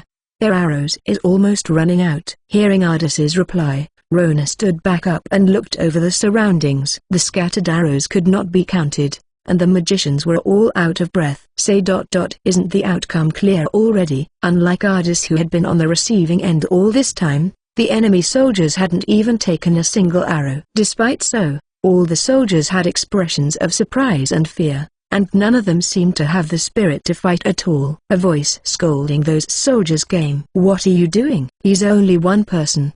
The man with sharp eyes raised his voice. Although he seemed young, it looks like he was the commander for the place. A young man with short brown hair with a tinge of red. "Get him at the same time. Push and surround." With the commander's voice, the soldiers got back their spirit. The soldiers that held spear firmly stepped on the ground, and while in their lines, they slowly surrounded Ardis from 3 directions. "Let's start moving too." "So going all out now?" "Make it injuries that can be healed if possible." With an unenthusiastic reply, Rona leapt. Looks like he was aiming for the bowmen that were firing arrows from the high ground. "You sure you can look away?" Ardis recalled the soldiers' attention being drawn to Rona, who jumped over them. After calling out to them, he didn't wait for them to look back, but immediately swung the crimson sword at the soldiers in front. The soldiers have their arm guards cut apart, arms broken, and were blown backwards from the momentum imparted by the crimson sword. They crashed into the other soldiers in their way, causing collateral damage. As Ardis continued to deliver powerful blows to the abdomens of the soldiers ahead, he deflected the spears that came from behind upwards, and smashed their chins with his sword grip. The crimson sword that didn't cut a person continued to rip apart the soldiers' equipment and crushed bones. Majority of the soldiers had their spears broken, and left the front lines after losing their spirit. Ardis continued to reduce their numbers with each of his swings, as they lost their spirits to fight after their spears were broken. Eventually, the spearmen that were more than 100 at first continued to fall, and Ardis alone remained standing. "I'm back. I'm done cleaning up here too." The bowmen and the magicians all took a blow from Rona, so it didn't seem like anyone that stood from a high ground behind the spearmen could still stand satisfactorily. From a glance, inside the castle grounds were bodies piled everywhere. Although it was a terrible scene, Ardis told Rona to avoid killing as much as possible. In fact, most of them weren't bleeding. They were only groaning in pain while they breathed. The enemy commander. I dealt with him just now." "I see." Ardis quickly got the commander, who had been defeated in the process, out of his head and resumed walking, avoiding the soldiers' groans. "Will there still be more in the castle?" "Well, some of them should still be." Currently, most of the forces that could be mobilized had been mobilized to stop Ardis and Rona, but all of them were already dealt with, and although it was unthinkable that there were still more, there should still be a few soldiers in the castle. That's why, Ardis reasoned, the enemies could only try and ambush with their small numbers. "Well, if we get to where the boss is, there should be some skillful ones." Leave the strong-looking ones to me please." All right. Then, the Thoria king is mine, and the strongest-looking bodyguard is Rona's. Is that fine?" "Okay Tilda, let's go." Ardis and Rona took light steps into the castle, leaving the tragic scene behind them. Chapter 329. A girl who worked as a servant of the castle was spooked by the roaring sound from the castle gates. What is? The girl, who was on her way to get water with a bucket she took from the kitchen as part of her daily routine, couldn't figure out what made the noise as she looked around in fear. Among the many other servants who similarly had no idea what was happening, there were some that left the area with a rushed look. It's not as if someone was making any noise. However, like a cloth slowly wets from spilled tea, the girl felt the anxiety slowly spreading among the servants. As for the girl herself, she was confused and unable to understand the situation. Burdened with too much confusion, she automatically shifted her focus back to her work, with the routine she was used to, not knowing what she should do even when the atmosphere of uncertainty was overbearing. Fetching the water, I need to get going. As the girl crouched down to pick the bucket she dropped, a young servant man who ran through the area spoke of something she'd never expect to hear. Enemy. We're under attack. Enemy attack. They're attacking here? No way. The front lines are nowhere near here, right? The other servants were doubtful of the news. You heard that sound just now? They say some unknown army has broken into the town. I just heard it from the soldiers at the castle gates. Didn't all of you hear that explosion just now? It did come from the direction of the gates. Then was the noise just now from their battle? They were skeptical of the story, but that's when another explosion sound came from the direction of the gates. Again, although it was in a volume much softer than the one previous, they could understand that something abnormal was happening at the castle gates. Once the fear caught up, it only took a few moments before it spread throughout the area. Those who were initially skeptical of the man's story realized that something unusual was going on. What are you guys doing? Quickly find a safe spot to hide. I'm going already. The servant who brought the news left his last words and ran. Seeing him leave, the other servants started panicking. This can't be a joke. Why are there enemies at this place? Suddenly, the entire area was on the verge of a panic, and everyone broke out in a run, disregarding manners, in search of a safe spot. Enemy. Seeing the others making a run, the girl finally understood the situation. Treating the bucket in her hand as a shield, her back figure was adorable and funny, looking around the area like a lost little squirrel. The other servants had already long left the girl and disappeared. I need to hide. The girl who was left behind spoke. But the girl didn't have the foresight to think of a good hiding place right away. The girl, who was raised as the third daughter of a wealthy merchant family, was constantly compared to her outstanding siblings and developed an inferiority complex as a result. She managed to get a job as a servant in this castle as she did not have her parents' permission to even help in the business, no marriage partner in mind, and only her identity was assured by her family's long-standing business. Normally, a castle servant is only hired after rigorous screening, as it is a job that is longed by the commoners. However, rather than assisting their previous rulers, the Nagara's royal family, during a national crisis, the Thoria royal family rebelled and drove them to destruction. It's not a job that's well received, given their notoriety. Because most of the original servants had returned to their hometown during the period when Marquis Thoria crowned himself as King Thoria, there was an emergency hiring, with ability coming in second. It was a situation in which anyone with a credible background would be hired. If not for that, then the girl without any redeeming features nor looks would never have been picked. A safe place. A safe place is. Despite the emergency, the girl was hesitant, unable to decide where she was going and only circled the area while carrying the bucket. My own room. I need to go out once. So no. The girl at the very least understood that leaving the building was dangerous. When the enemy is attacking, then maybe the kitchen, but they might go looking for food and find me. While she was going back and forth and removing places from the list in her mind and wasting time, the scream of agony was getting closer. Hick. The sound of metal hitting against each other from the end of the corridor, and then screams. The sounds that happened intermittently felt like they were slowly getting closer to the girl. With the abnormal presence that seemed to draw closer at each second, the girl stopped thinking and just hid behind a shadow. If she were to think calmly again, hiding in any of the rooms would make it harder for the enemies to find her, but at that time, the girl was so much in disarray that she didn't even think of something that simple. Footsteps slowly drew closer to where the girl hid. Footsteps that were too light if considering a soldier with armor. In the corridor with no one else around, their voices were clearer than ever. Please don't notice me. She prayed for the danger to pass by while her eyes shut tightly, as the footsteps that drew closer stopped near her. The one hiding there. A servant. It was a young man's voice. He knows. The girl was panicking at the fact the enemy knew where she was. Leave him. We will deal with him when they actually try to attack us. I mean, if it's really a soldier, then sure." From the footsteps, the girl thought it was only one person, but after knowing there were two from the voice, she was deep in despair. "What can I? How do I?" The girl knew her legs weren't that fast. Even if she tried to make a run for it now, the enemies will surely not allow her to escape. "Come out now if you don't intend to stand against us. If not, I'm attacking with no questions asked." "Don't kill me please." At the man's warning, the girl immediately jumped out of the shadow and prostrated on the ground, showing that she had no intent to resist. A short period while she trembled in fear. Seeing there was no response from the opponents, the girl slowly raised her face to see her opponents. A young soldier. Her eyes saw a young figure that can be said at most in the tens. What was strange was his equipment. Not wearing any armor, but a slightly thick mauve robe that a magician would seem to wear.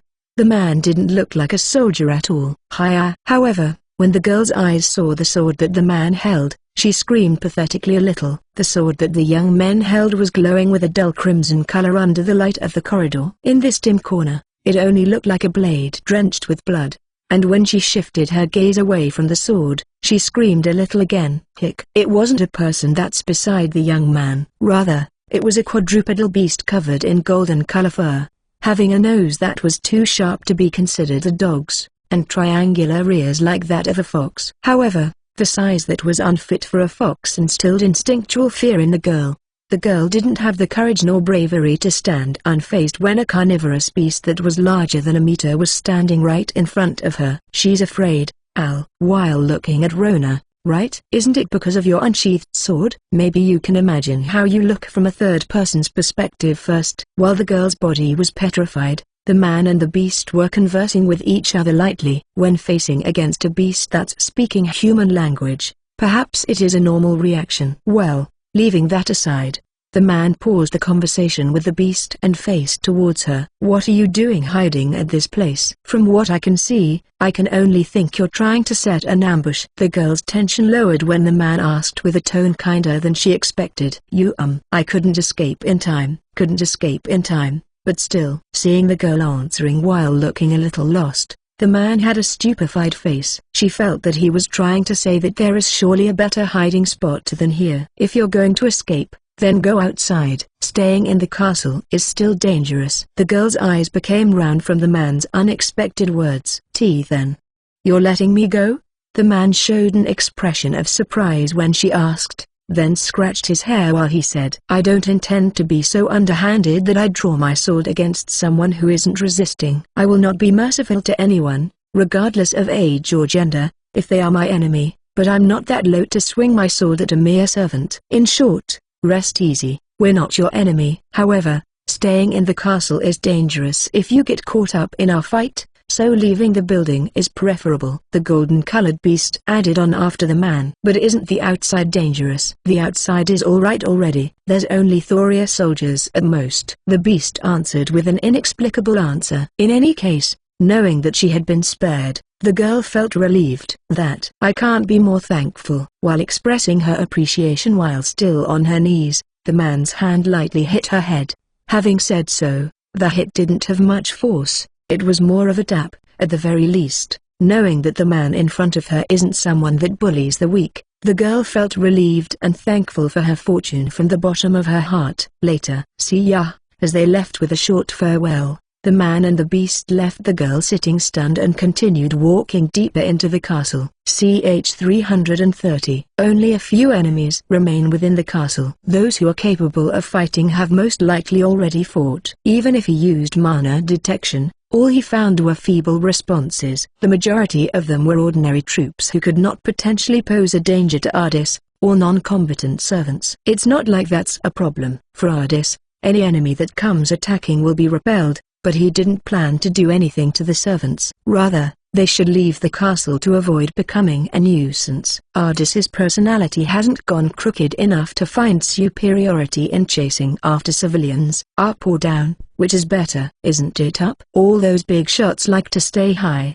right? It will be much easier to find the Thoria king if there are strong ones near him though. Previously, Nera praised King Thoria, or rather, Marquis Thoria at the time as a filthy and greedy pig with no intelligence. With those words, it can be assumed that he doesn't have significant power on his own. Therefore, the many mana reactions that Ardis consents must then include King Thoria's, which should be blended in with the mana reactions of a slew of other guards and servants. With no other choices, Ardis and Rona could only go up the floors in the castle, slowly identifying each mana reaction to find the correct person. Naturally, most of the hiding people were servants trying to avoid a battle. They're all running and hiding. By the time they cleared more than 30 rooms, Rona groaned about the enemies, fed up. There's no royalty that will come out front in this situation though. Isn't the one in Glock your iris-haired disciple that's eager to fight in the front lines? That is, Minerva is not royalty, but a duke's daughter. But that's also in the past. Since she has the right of succession, isn't she half royalty or something? Even if you asked me, I don't know about those stuff. Rona was the one who ended the talk that had no place in the enemy fortress. Well,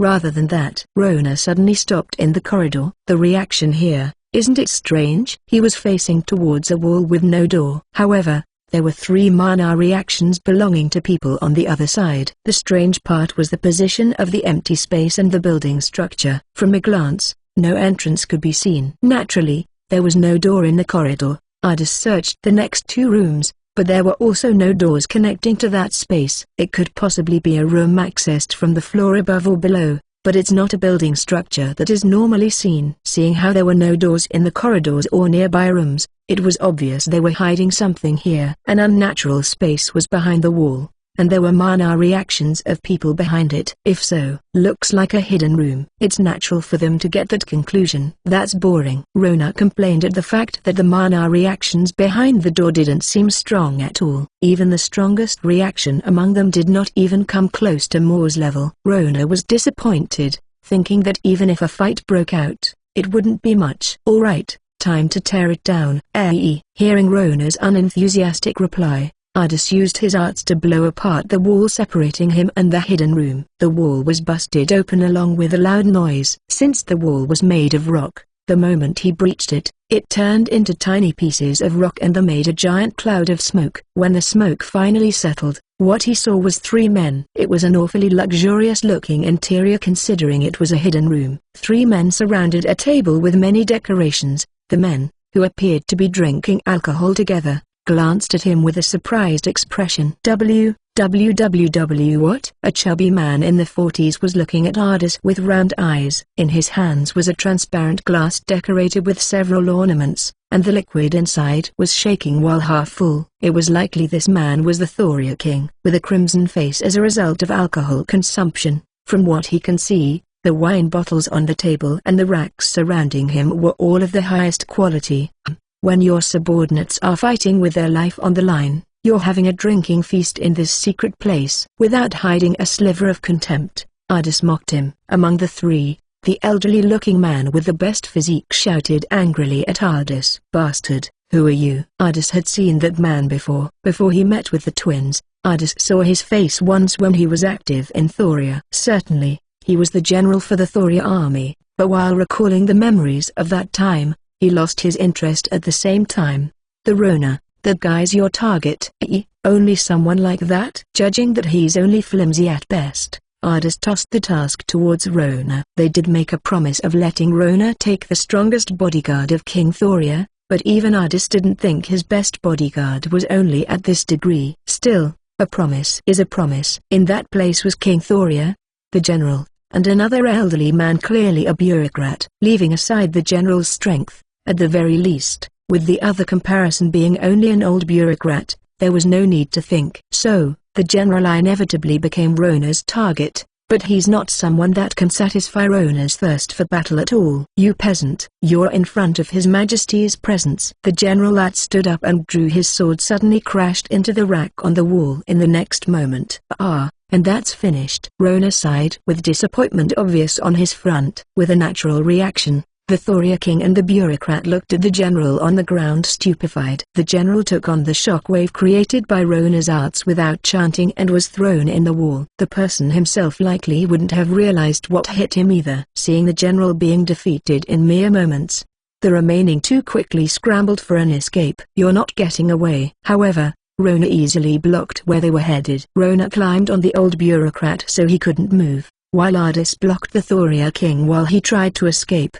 Probably sensing death when he saw Ardis wielding the crimson sword, the Thoria king fell on his back with a pathetic noise. Ardis slowly approached the pathetic Thoria king. "I imbecile. I am the king," the general there said in front of his majesty just now. "But, so it really was like that. Thanks for saving me." Effort to confirm. "Is that behavior to show against a king?" "So what? Even if you are a king, you're not my superior. In the first place, a king's authority doesn't work on a mercenary, even more so when on opposite sides." Mercenary. As if Ardis's words were unexpected, the next moment, the Thoria king suddenly became agitated. "A mere mercenary dares to go against me? Even if that mercenary was the one to destroy your prided army?" The Thoria king's face distorted from Ardis's cold retort. "You." The Thoria king glared at Ardis hatefully. "Remnants of Nagra's kingdom? Whatever efforts are futile this late?" "Not really. I wasn't hired by anyone or asked by anyone." "Then why are you doing something like this? A grudge against Thoria?" "A grudge? Come to think of it,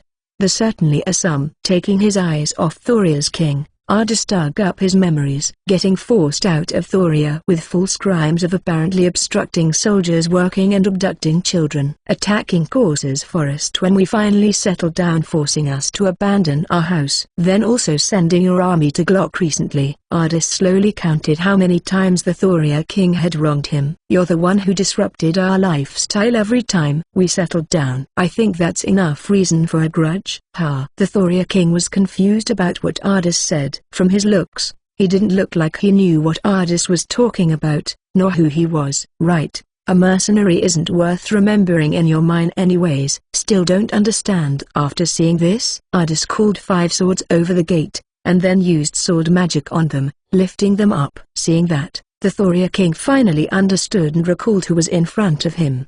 "Don't tell me." "Sword magic? Countless sword sorcerer? That means, you are the bastard with that woman." The Thoria king, who finally knew who Ardis was after seeing the floating swords, suddenly became angry and yelled at Ardis while glaring. That woman probably meant Nia. Ardis himself hadn't seen Thoria's king prior to this face-to-face. At most, he had only had some minor scuffles with the general who was now passed out on the rack.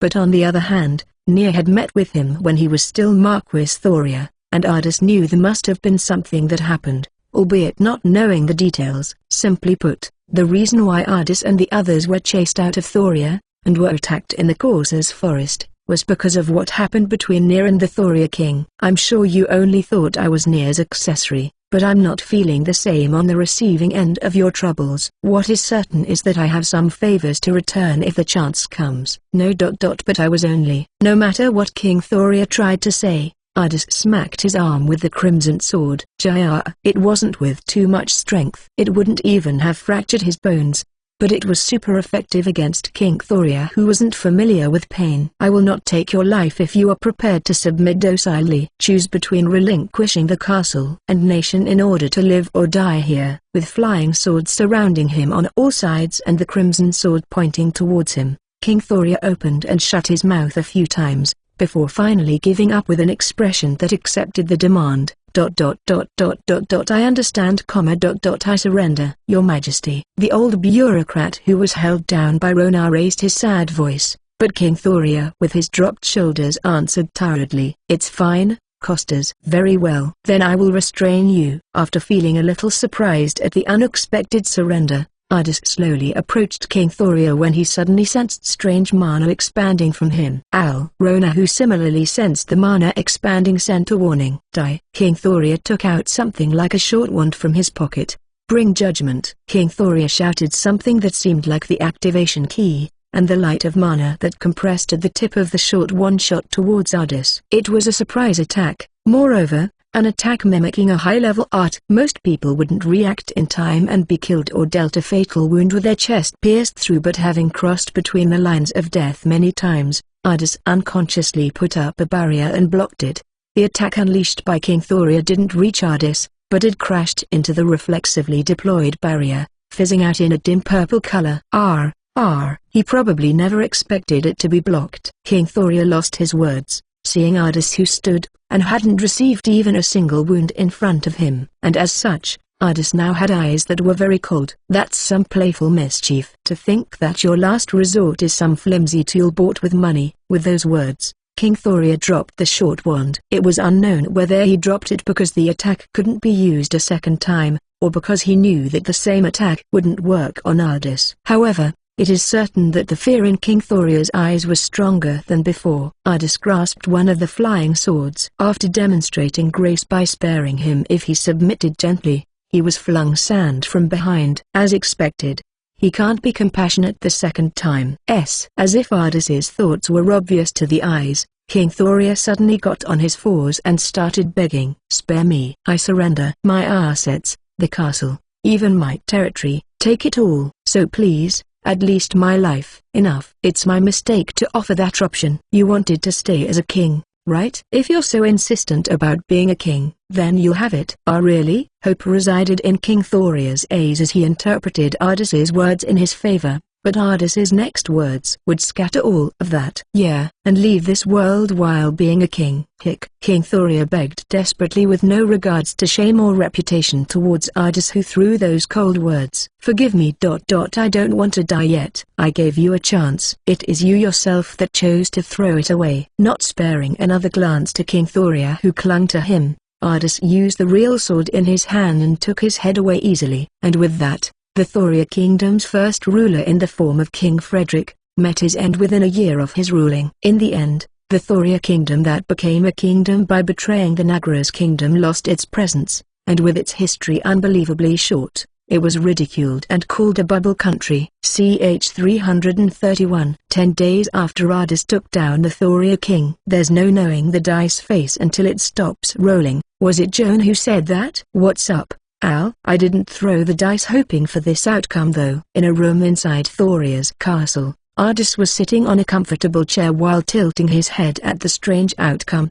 The original reason why he took the castle was because the situation was only going to get worse if they stayed put, and so there was a need to change the tide. Even if it wasn't possible to take Thoria under control, he thought it should be more than enough to cause some chaos among the Rovers Alliance and buy some time. But then what happened was something more convenient than what he could have hoped for. "Isn't it great for us?" "I can't deny that at all." The reason why Ardis had an unamused expression was because the ruling of Thoria was too smooth. Even if he took down the Thoria king and displayed overwhelming strength, it shouldn't be this easy to take over an entire country even if it isn't that big. Normally, there should be former governors resisting, an uprising of the citizens against the new governor, restoration of security in the country, and many more things to consider. However, none of it happened.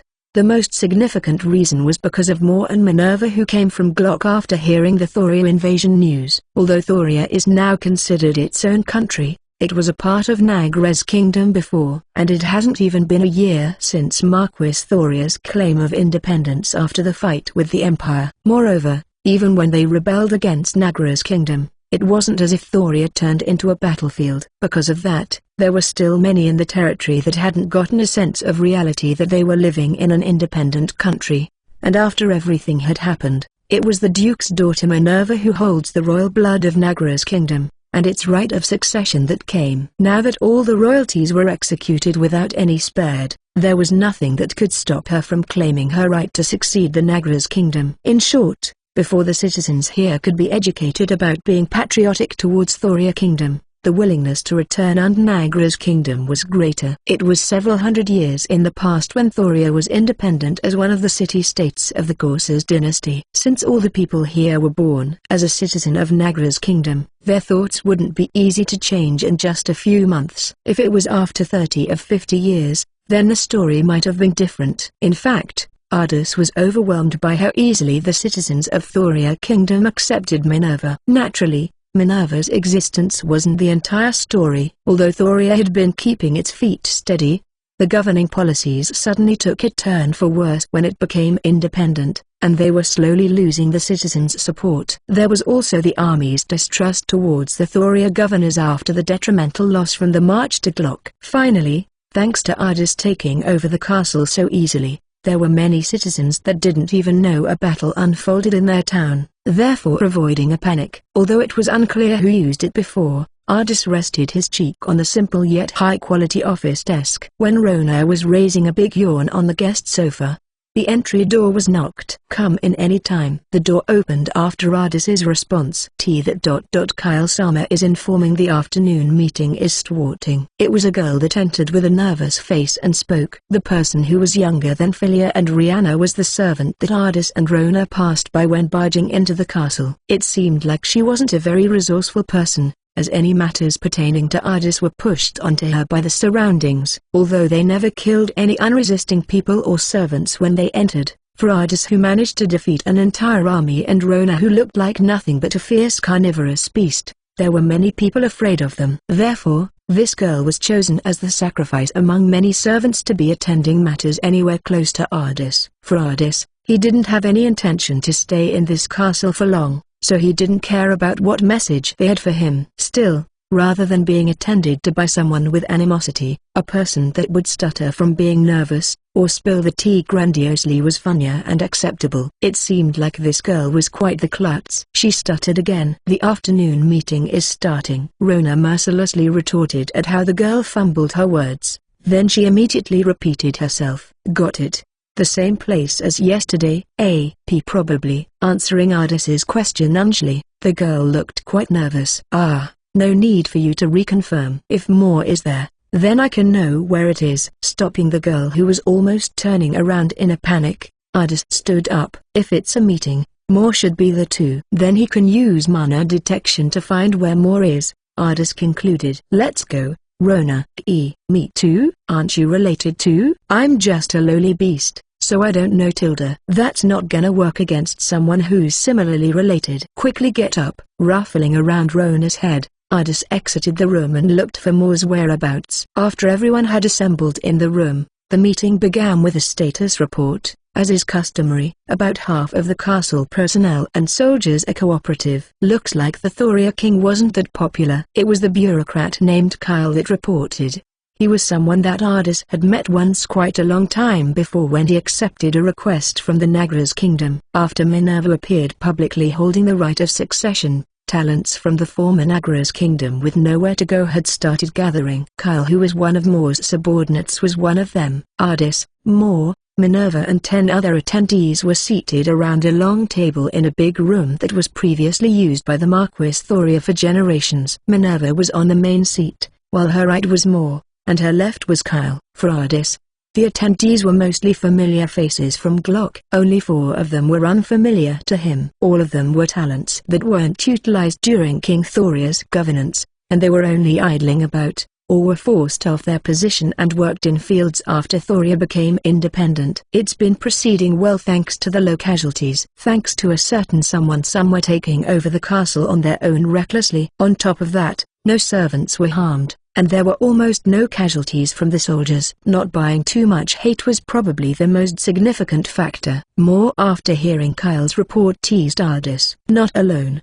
me and Rona." "That's basically the same thing." Even when Ardis corrected him, Moore only laughed it off. With this, the resisting organizations were all cleaned up. "Well, it's thanks to Ardis San's cooperation." As Kyle reported, Ardis played a big role in cleaning up all the resisting forces. Although it would be terrible if the entire town revolted, there was less resistance than expected. The biggest resistance was the Thoria army that the general led. The general was the elderly man that was present when Ardis killed King Thoria. After getting hit by Rona, the general passed out, and was sent to the dungeon. When he came to know what had happened, he started gathering people under him, so they decided to preemptively punish all his subordinates that were moving with his instructions. The bureaucrat that was hiding with King Thoria was the Prime Minister. He was supposed to be imprisoned until his sentence was given. But that old man Costas tried to escape recklessly during the transportation. Naturally, his escape wasn't successful, and while he was being held down by the surrounding soldiers, he unfortunately hit his head and died. Thanks to prematurely stopping the general's plans, Ardis and the others could keep the resisting forces at the minimum. Therefore, taking over the former Thoria's authority was going smoothly. Next up, it will be regarding the new name of the country. Country name? Isn't it Nagras Kingdom? As one of the attendees raised a question at Kyle's words, Minerva answered in response. Naturally, that's one of the candidates. After all, There are many benefits to reclaiming the name of Nagra's kingdom. Just cause to recover territory, authority of the royal blood. Gathering talents from the citizens of the former kingdom will be many times easier with that name. Still, thinking about the future, it's not all great. Kyle added on. Although it might be presumptuous to talk about this now, we still have to think about what happens after we retake all of the former kingdom's territory. Yeah, I can already see a future of the nobles that didn't do anything when the Empire invaded us and claiming their rights over their land afterwards, albeit a little peeved. Moore agreed. This is the land that His Majesty granted upon us. We reluctantly surrendered to the Empire for the sake of our citizens. But since the old ruling has returned, it is only right for us to rule over the territory again. There were not just a few nobles who would claim so shamelessly, considering how they keep their land and peerage without doing anything when the others were sacrificed. For those that fought, it's unforgivable. It's not like they wanted them to fight to the degree of annihilation against the Empire. But having the nobles claim their rights when they abandoned their responsibilities was annoying. Complaints like that, is there even a need to listen to them? Well, it's better if we can ignore it. But no matter whether we want to hear it or not, there's sure to be many of them. The attendees were all agreeing with Moore and showed annoyance. Moreover, with all the direct descendants of royal blood executed by the Empire, causing vagueness in the succession, there might be people that comes out and claim our house is the rightful successor. Another attendee responded to Moore's words displeased. Most of the nobles like them are only wringing benefits from the citizens without doing anything anyways. Why not just remove all their peerage with this chance? Although it would be difficult to do so if they claimed the name of Nagra's kingdom, it will be easy to ignore all the nobles if they formed a new country. Still, a change of name, is it? Will the people agree? They are supporting us because of the successive legitimacy of Duke Nyrestia's daughter. I don't think it's a good idea to discard that legitimacy ourselves. If our legitimacy as the succeeding country is clear, the name shouldn't matter much, would it? No, that wouldn't work. Isn't it exactly because of the people's willingness to return to Nagra's kingdom that we're facing less resistance? That part is a little unclear. After all, citizens of Thoria were referring us as Wisteria Army or something. While many opinions flew around, one of them particularly caught the other's attention. What with that? Was it not known yet? That is what is being told in town. Wisteria Army has taken over the castle after defeating the Thoria army. Wisteria. As the attendees other than the culprits were tilting their heads at each other, Rona, who was sitting near Ardis's leg, looked at him. Al, hearing Rona's voice, Moore and Minerva shifted their gaze towards Ardis. Following them, the others looked over at Ardis as well. Suddenly faced with everyone's attention even though he attended without any expectations, Ardis's eyes were swimming furiously. At that time, the outcome was unclear, so he hesitated to name Glock as it would involve them. But it can't be denied that Ardis felt a little excited at a siege after a long time. He came up with the name of Wisteria from nostalgia. But even Ardis himself didn't know how it had led up to this development. Leaving aside the country's name, I won't leave the church's jurisdiction to anyone else. Unable to endure gazes on him, Ardis voiced out one of his concerns. He dodged the topic. Ignoring Rona, who muttered teasingly near his leg, Ardis glared towards the attendees, especially the four unfamiliar ones from Thoria. The new church will have Elma's teachings as the foundation. Any sabotage, false accusation, and rejection is not allowed. Absolutely. Naturally, Thoria has its own church too. Moreover, it's the church that regards twins as forbidden children, that are enemies to Ardis. Although he really wants to chase them out and stop all their activities right now, it would only make him the same as the selfish church in Grand that chased out Ardis after branding him a heretic. As for the citizens here, they would suddenly be forced upon another doctrine after the old church was chased out, and chaos would probably ensue. That's why, as the bare minimum, there's a need to get them into a non-interference pact. The new church will only welcome clergymen that have accepted Elma's teachings. On top of that, by spreading the knowledge of Elma's investigation that the current church is what deviated from the original,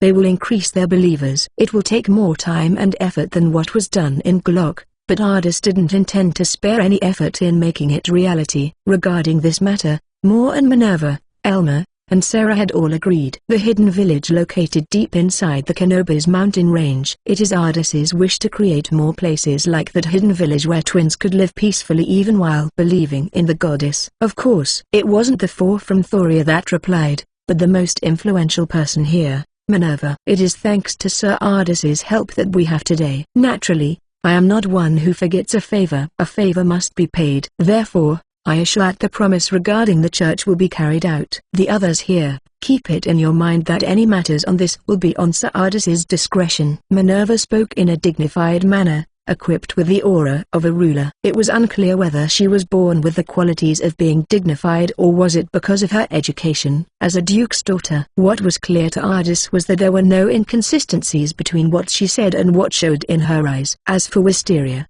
I will make sure to make you spit it out later. Shizu, CH 332. Was that really fine? What is fine? The place that used to be King Thoria's office had changed owners, and all the unnecessarily gaudy interior were already swapped out for less flashy items. When Ardis asked the new owner of the room who is also his disciple, Minerva responded with a reflexive question. The country name. Isn't it a great name? Wisteria Kingdom. I'm not asking for that though. Ardis with a troubled expression looked at Moore. It's already decided. Rather than that, there are still mountain loads of stuff to be decided. We've got no time to be fussing over just a country name forever, right? Ardis glared hatefully at Moore who spoke as if he didn't care anything in that regard. After the previous meeting, Ardis was chased around for the name, Wisteria. In the end, he revealed only to Minerva and Moore that it was the name of the mercenary band he was in. But it seems like Minerva caught onto something. Then wouldn't it be convenient? If Shizu's past comrades arrived in this world similarly like Shizu,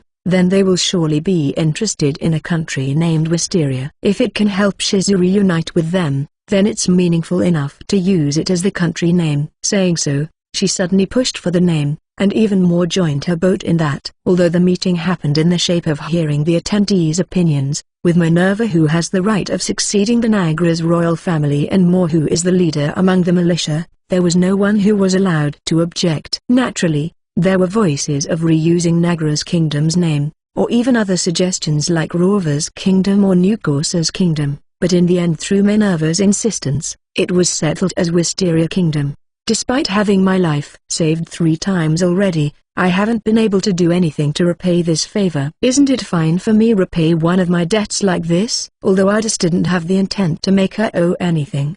Having her justify it like that, he couldn't object anymore. In fact, what Minerva said made sense. Like Victor who he met a few days ago, there might be others like Ardis who ended up in this world, or even came here on their own volition. Rather than looking for a needle in a haystack, spreading the name of Wisteria to get their attention would be more likely to work. Now that he thought about it, rather than going around as a wandering mercenary to look for information, it would have been better for him to form a new mercenary band with the same name. But when he brought it up, Rona scoffed at him as the captain. Isn't it too far-fetched personality-wise?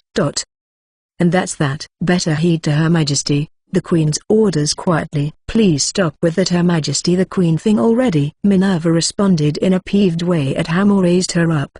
But we can't call you Oju-sama forever, right? Leaving aside private occasions, Kyle's been pestering. Please consider being formal when in public. Certainly that will be the case in public, but if it is just us alone, isn't it alright to be as usual? General Greystar? You I see how it is. Moore who was called a general as payback made a fed-up expression. Now that there's a need for order in the country, albeit small, Moore was naturally designated as the general with military control. The person himself insisted on an easier position please, but everyone else didn't let that happen. Could it be, I should call your excellency, Greystar as well? You're joking about that too huh? Why not take the other general spot for yourself? Sir Ardis. Ardis who ganged up to tease Moore together with Minerva got hit by a painful counter. Spare me from that. I'm not a noble. Don't say that. If Wisteria Kingdom is formed, no matter how it is, you're one of the founders. It's thanks to Ardis's help that Glock could expand and Thoria could be taken. According to previous examples in Nagra's kingdom, a count or marquis peerage is only reasonable. Moore's words weren't flattery. No matter what world, one who contributed to founding a country will be treated courteously. A peerage on such occasion is only normal. Frowning between his brows, Ardis wordlessly protested against Moore's suggested future. Ardis isn't against the idea of becoming a noble itself. After all, being a noble comes with special privileges and authority, which are powerful weapons. However, A noble's privileges naturally come with the responsibilities, and Ardis is confident that it will only become a shackle in the way of accomplishing his goal. Captain Greystar, let's leave it at that much. Shiza is trouble too. Which side was it that Minerva's saving boat saved? I guess. Certainly, it's better to think about surviving in this situation now. After all, enemies are on 4 sides. More change the topic. Alban in the north, Empire in the south, and the territory that the monarchy captured is close to Glock 2. Possible allies are only the coalition? Minerva answered Ardis's question. Yes. After all, with the only other country being the Holy Kingdom far on the west end of the continent, and we don't have much interaction with them before, at the very least, it's best we can ally with the coalition. But they're on their wits' end too. As Moore said, other than Kafs, the biggest city-state of the coalition in the west that is currently under invasion by the monarchy and empire army, there were only 2 or 3 other city-states that hadn't been occupied yet. With the 2 sides having a detrimental difference, Kaf's falling was just a matter of time. Forming an alliance this late would do what good? Such opinions were naturally around. On the other hand, with no one else other than Wisteria Kingdom willing to form an alliance, even if their potential ally may look flimsy, the coalition will still not give up a valuable ally. The coalition's survival is important for our survival too. Even if we stay put, Rover's alliance will come sooner or later. We need the coalition to keep fighting as long as possible. After Kaf's falls, the Empire and the Monarchy will face their spears towards either the Holy Kingdom in the west, or the new Wisteria Kingdom. Spectating the coalition getting destroyed will only cause the current status quo to worsen. Ardis understood this as well, so that's why I've been thinking that right after announcing the formation of Wisteria Kingdom, the coalition, specifically the Kaf's city-state, we should contact them for an alliance. I understand the reasoning, but, even though he understood the logic behind Minerva's words, Ardis still had some doubts. Kafs is on the brink of falling, right? It's not like we can take it easy, go back and forth to form an alliance, right? In the first place, the route from Glock to Kafs is all occupied by the enemies. Since that's the current situation, the formal procedures will be minimized as much as possible for it to work out. We will only send out few members for the negotiations, and those few members should also be able to support them against the Rovers alliance. When the alliance forms, he understood that his strength was needed when Minerva brought up the point of sending only few elites, but even Ardis is unable to fulfill the role of being a diplomat to negotiate. I'm saying this first. Being an alliance ambassador is too much for me. Ardis made his claims clear, but then Minerva added on. Regarding that, no need to worry, I myself will be there too. If Shizu can just take care of supporting them. Minerva, you're going to Kafs? Ardis interrupted in the middle at his disciple's reckless thinking. It's no time to be going back and forth, right? Even if my bloodline is only for show, isn't it the quickest for me as the country leader to go directly? Of course. Several bureaucrats will also accompany me for the actual talk. Following Minerva, Moore added on. Luckily, the escort at Marieda's place, the guy called Nicole, is from Kafs. He looks like he has already told the news to their diplomatic department. They should have some interest in this talk. Apparently, they're looking at this positively. That Nicole, who knows who that man is? If he has a voice in Kafs that reaches their government, I'm sure he's from a powerful merchant house. Or maybe he's the third son of a noble. Even if it's a national crisis, looking positively towards forming an alliance with a new country that hasn't even regained their order is too far-fetched. It's something impossible unless it was suggested by someone quite influential in Kafs. Ardis recalled the bodyguard swordsman with dark green hair. He was someone on par with Moore and had an impenetrable presence, but it was certain that he didn't seem like a normal mercenary either. His swordsmanship didn't seem like something that was forged through actual combat like Ardis's, but something that was learned through someone else. Although Nicole's background was unclear, it didn't matter since it has come into use for them now. Though, with Marieda around, it may not have been the case. Ardis made a heavy sigh purposefully, giving up on objecting to her decision, and instead focused on the plan. Fine. My role is to be Minerva's bodyguard, and to support Kafs to defeat the enemies, right? There's no need to defeat them. It's enough to just keep them at bay, or maybe hit them until they can't move. Well, normally, this is an outrageous request that might as well be a joke, but Ardis can do it, right? If there's no one like me on their side, spare me. No way there's a second or third person like you, right? Unlike Moore's bitter smile, Ardis's expression was not bright. Victor's figure from that day came into mind. It's not completely impossible to have others that came to this world like Victor, and there's nothing guaranteeing that they won't be on the enemy side. Since we can't stand out, we have to minimize the number of members. I will leave the selection to you, Ardis. Though, with you alone, I think guarding and supporting will all be solved. How many bureaucrats are tagging along? Depending on the member count, Ardis, Rona, and Nia can carry them through the sky. The risks of encountering enemies if not using the highway is reduced greatly, and moreover, by flying, it's possible to rest during the day in a secluded spot, and fly in the night. 4 others excluding me. Minerva answered Ardis's question. 5 people including Minerva, as Ardis showed a troubled expression. It's a little too much for the 3 of them to carry. Leaving aside children, girls, or man with small stature, they are all average grown man, so carrying 1 person each is probably the maximum. Also, choose only those that can ride a horse. Ardis asked again after Minerva added on. Horses? We're not using a carriage? Yes. If the occasion needs it, we must rush through, so we need to have a horse for everyone. Please make sure the people chosen can at least handle a horse. Ardis started making plans for the journey while considering those conditions. If everyone is riding a horse, rather than an envoy, it's better to think of it as a covered cavalry squad. Avoiding the towns and roads that the enemy had occupied,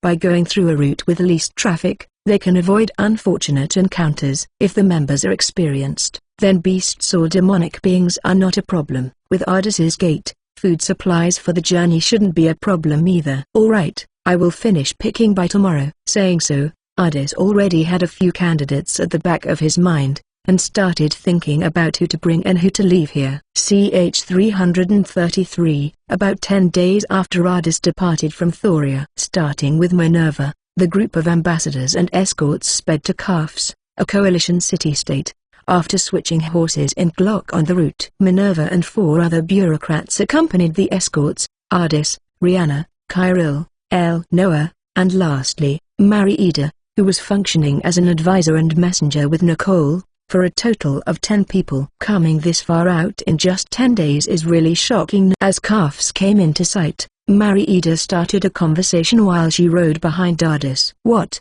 you didn't believe it? I mean, I can't help it. Not stopping by any town, going off the safe highway. 10 days is enough time to get there, but something like that is what we call a paper plan. Distance-wise, it's much closer than going to Elmania's capital. We're not stopping by any towns to resupply, so there's no need for detours. Considering how we have to evade enemy eyes, we also can't use the highway, but even after considering all of that, hear me. Highways are because the threat from demonic beings and beasts are a thing. Even if you word it like encountering enemy soldiers is worse than demonic beings, isn't it at most a despair that comes out? I think it's much easier to deal with than if we were to meet enemy soldiers.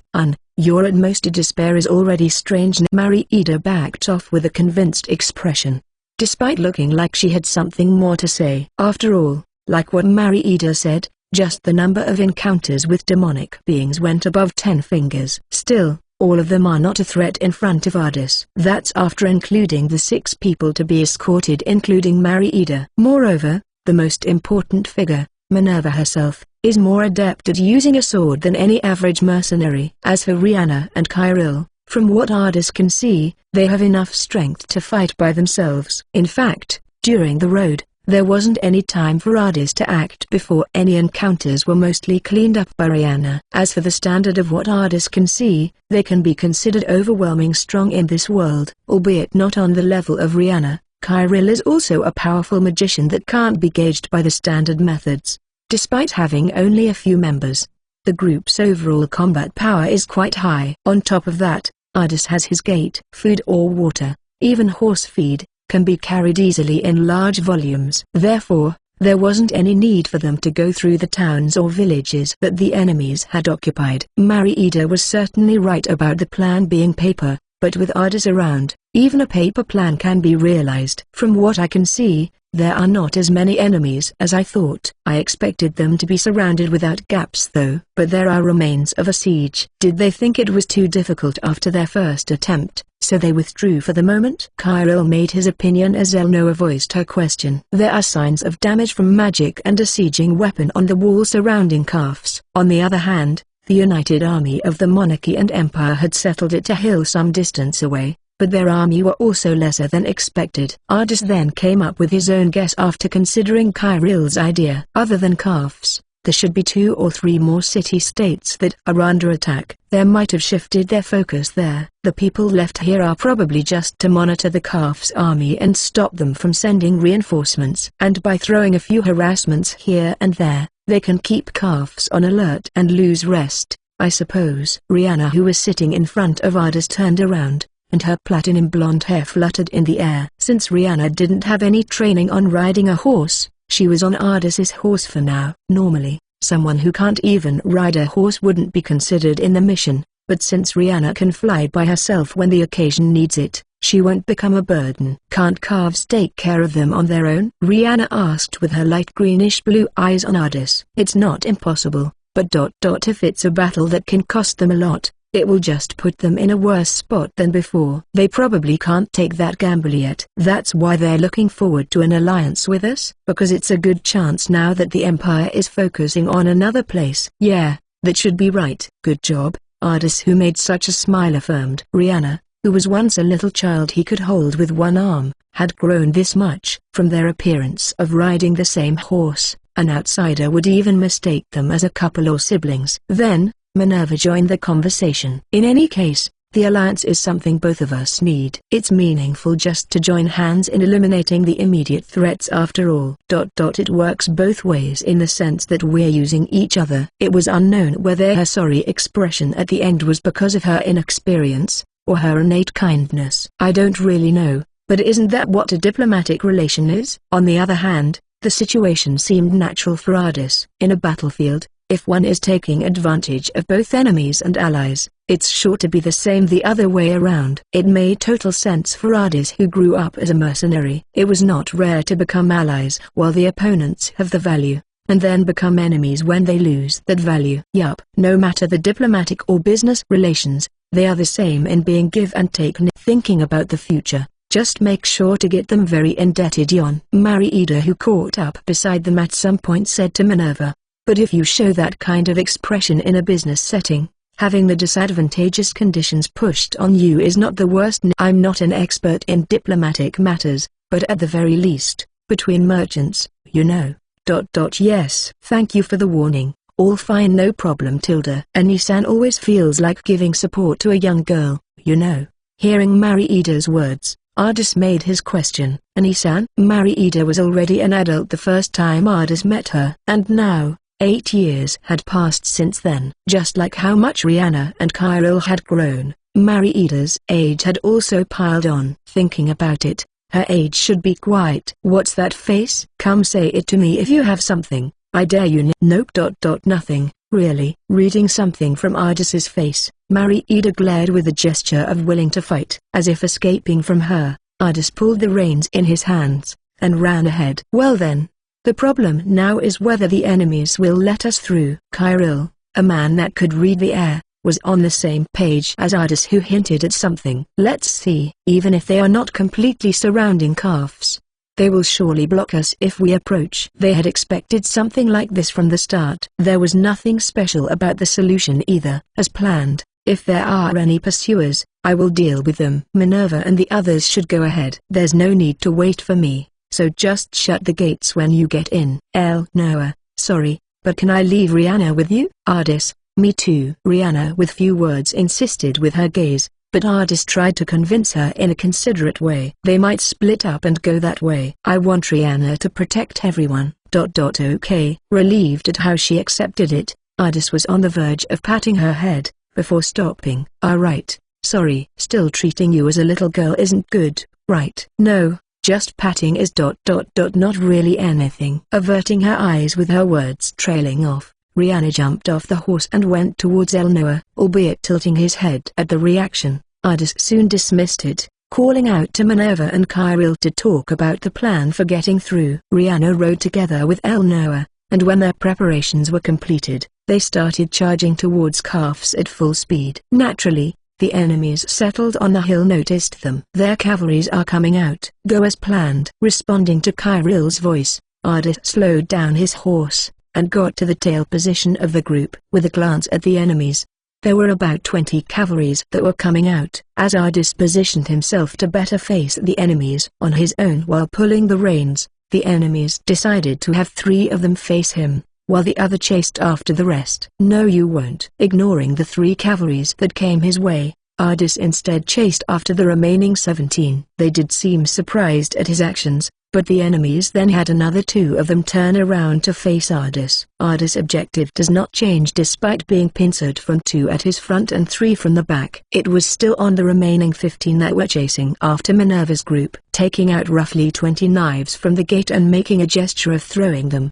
Ardis simultaneously propelled them forward one by one with his sword magic. The knives ripped apart the air with speeds too unimaginable to be thrown by a person, and drawing a smooth arc, they chased after their targets. Then, the horses afar neighed in pain, and the soldiers on them started crashing into the ground one after another. Even if sword magic, it's difficult to inflict fatal damage to a target from afar that's moving quickly. However, having aimed at the horses that are a few times larger than a person, the difficulty goes down substantially. Even if they were small knives, a horse getting stabbed is dangerous. As Ardis swung his arms down, the horses in pain ran amok, and swung off the soldiers riding on them. From afar, it should have only looked like Ardis had thrown the knives. After using up all his knives, Ardis pulled out the sword on his waist. It's the sword made from the refined leather he got from the Demon Beast King. The blade itself reflected 7 rays of different colors from the sun. Not avoiding the 2 cavalries riding towards him, he charged at them with the momentum of slicing them apart. Just as the 2 swords should have clashed into each other, Ardis's sword easily sliced through the enemy's sword, and then cut the soldier behind it into 2. What? It is also only the tiny moment when they passed by each other that the other cavalry could get surprised. Cutting apart the other opponent through their weapon again, Ardis charged through without slowing down his horse. While still dragging along the 3 cavalries on his tail, he charged into the group that fell from their horses and aimed only at those that tried to retaliate with their weapons raised. The cavalries chasing from behind tried to stop Ardis, but at that point, the 3 cavalries from behind didn't pose much threat. Turning around and easily disposing of them, after making sure there weren't any that still stood up, Ardis looked at the direction of Calf's. So they entered without any problems. He could see the gates closing. Seeing how Minerva's group wasn't there in front of the gates, they probably already entered the city. Reinforcements are not coming. He then looked at the enemy's camp and their movement. Did they decide it was pointless because the group had already entered town, leaving only Ardis behind? Or was it that they didn't want any more casualties? Although it was unclear, it was convenient for Ardis if they didn't come. "I better go before they change their mind." Thinking that it was fortunate, Ardis pulled the reins, and galloped his horse towards Calf's. Ch 334. After disposing of all the enemies, since there weren't anyone coming after him, Ardis arrived in Calf's at his own pace. The bureaucrats were relieved at Ardis arriving safely, but the others seemed to have a face that suggests this is natural. "Welcome back, Shizu." "Yeah, I'm back." Both sides that welcomed him acted as if he was only on an insignificant walk in the park. In a similar tone, Ardis asked Minerva casually. "So, what's the plan? Are we going to see Nicole first?" "About that. We were told that someone from the castle is coming to guide us." Ardis was surprised. "To the castle, so suddenly?" "That's quite well. Progressing faster isn't something to complain." "I was surprised too. I wonder if it's because they don't have much room to consider either." Still.